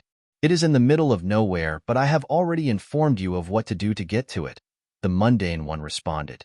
In the end, everything still hinges on heading back to Earth, Gustav said with an exasperated tone. Thanks for nothing, Gustav added. If I did not tell you the rest of the items to collect, you would get lost forever. So it is not nothing. The mundane one almost felt annoyed by Gustav's statement. I somehow feel as though I would have figured it out, Gustav said while standing to his feet. You should know very well that in the cases of many scientists, it only takes a little change in the equation or a little acquisition of formerly unclear knowledge to get a breakthrough in research that they might have been working on for years. It is the same situation in this case. The mundane one made a low humph before standing as well. Anyways, thanks for your help. We're leaving now, Endrick said while getting up too. The dark surroundings instantly lightened up the moment all three of them stood to their feet.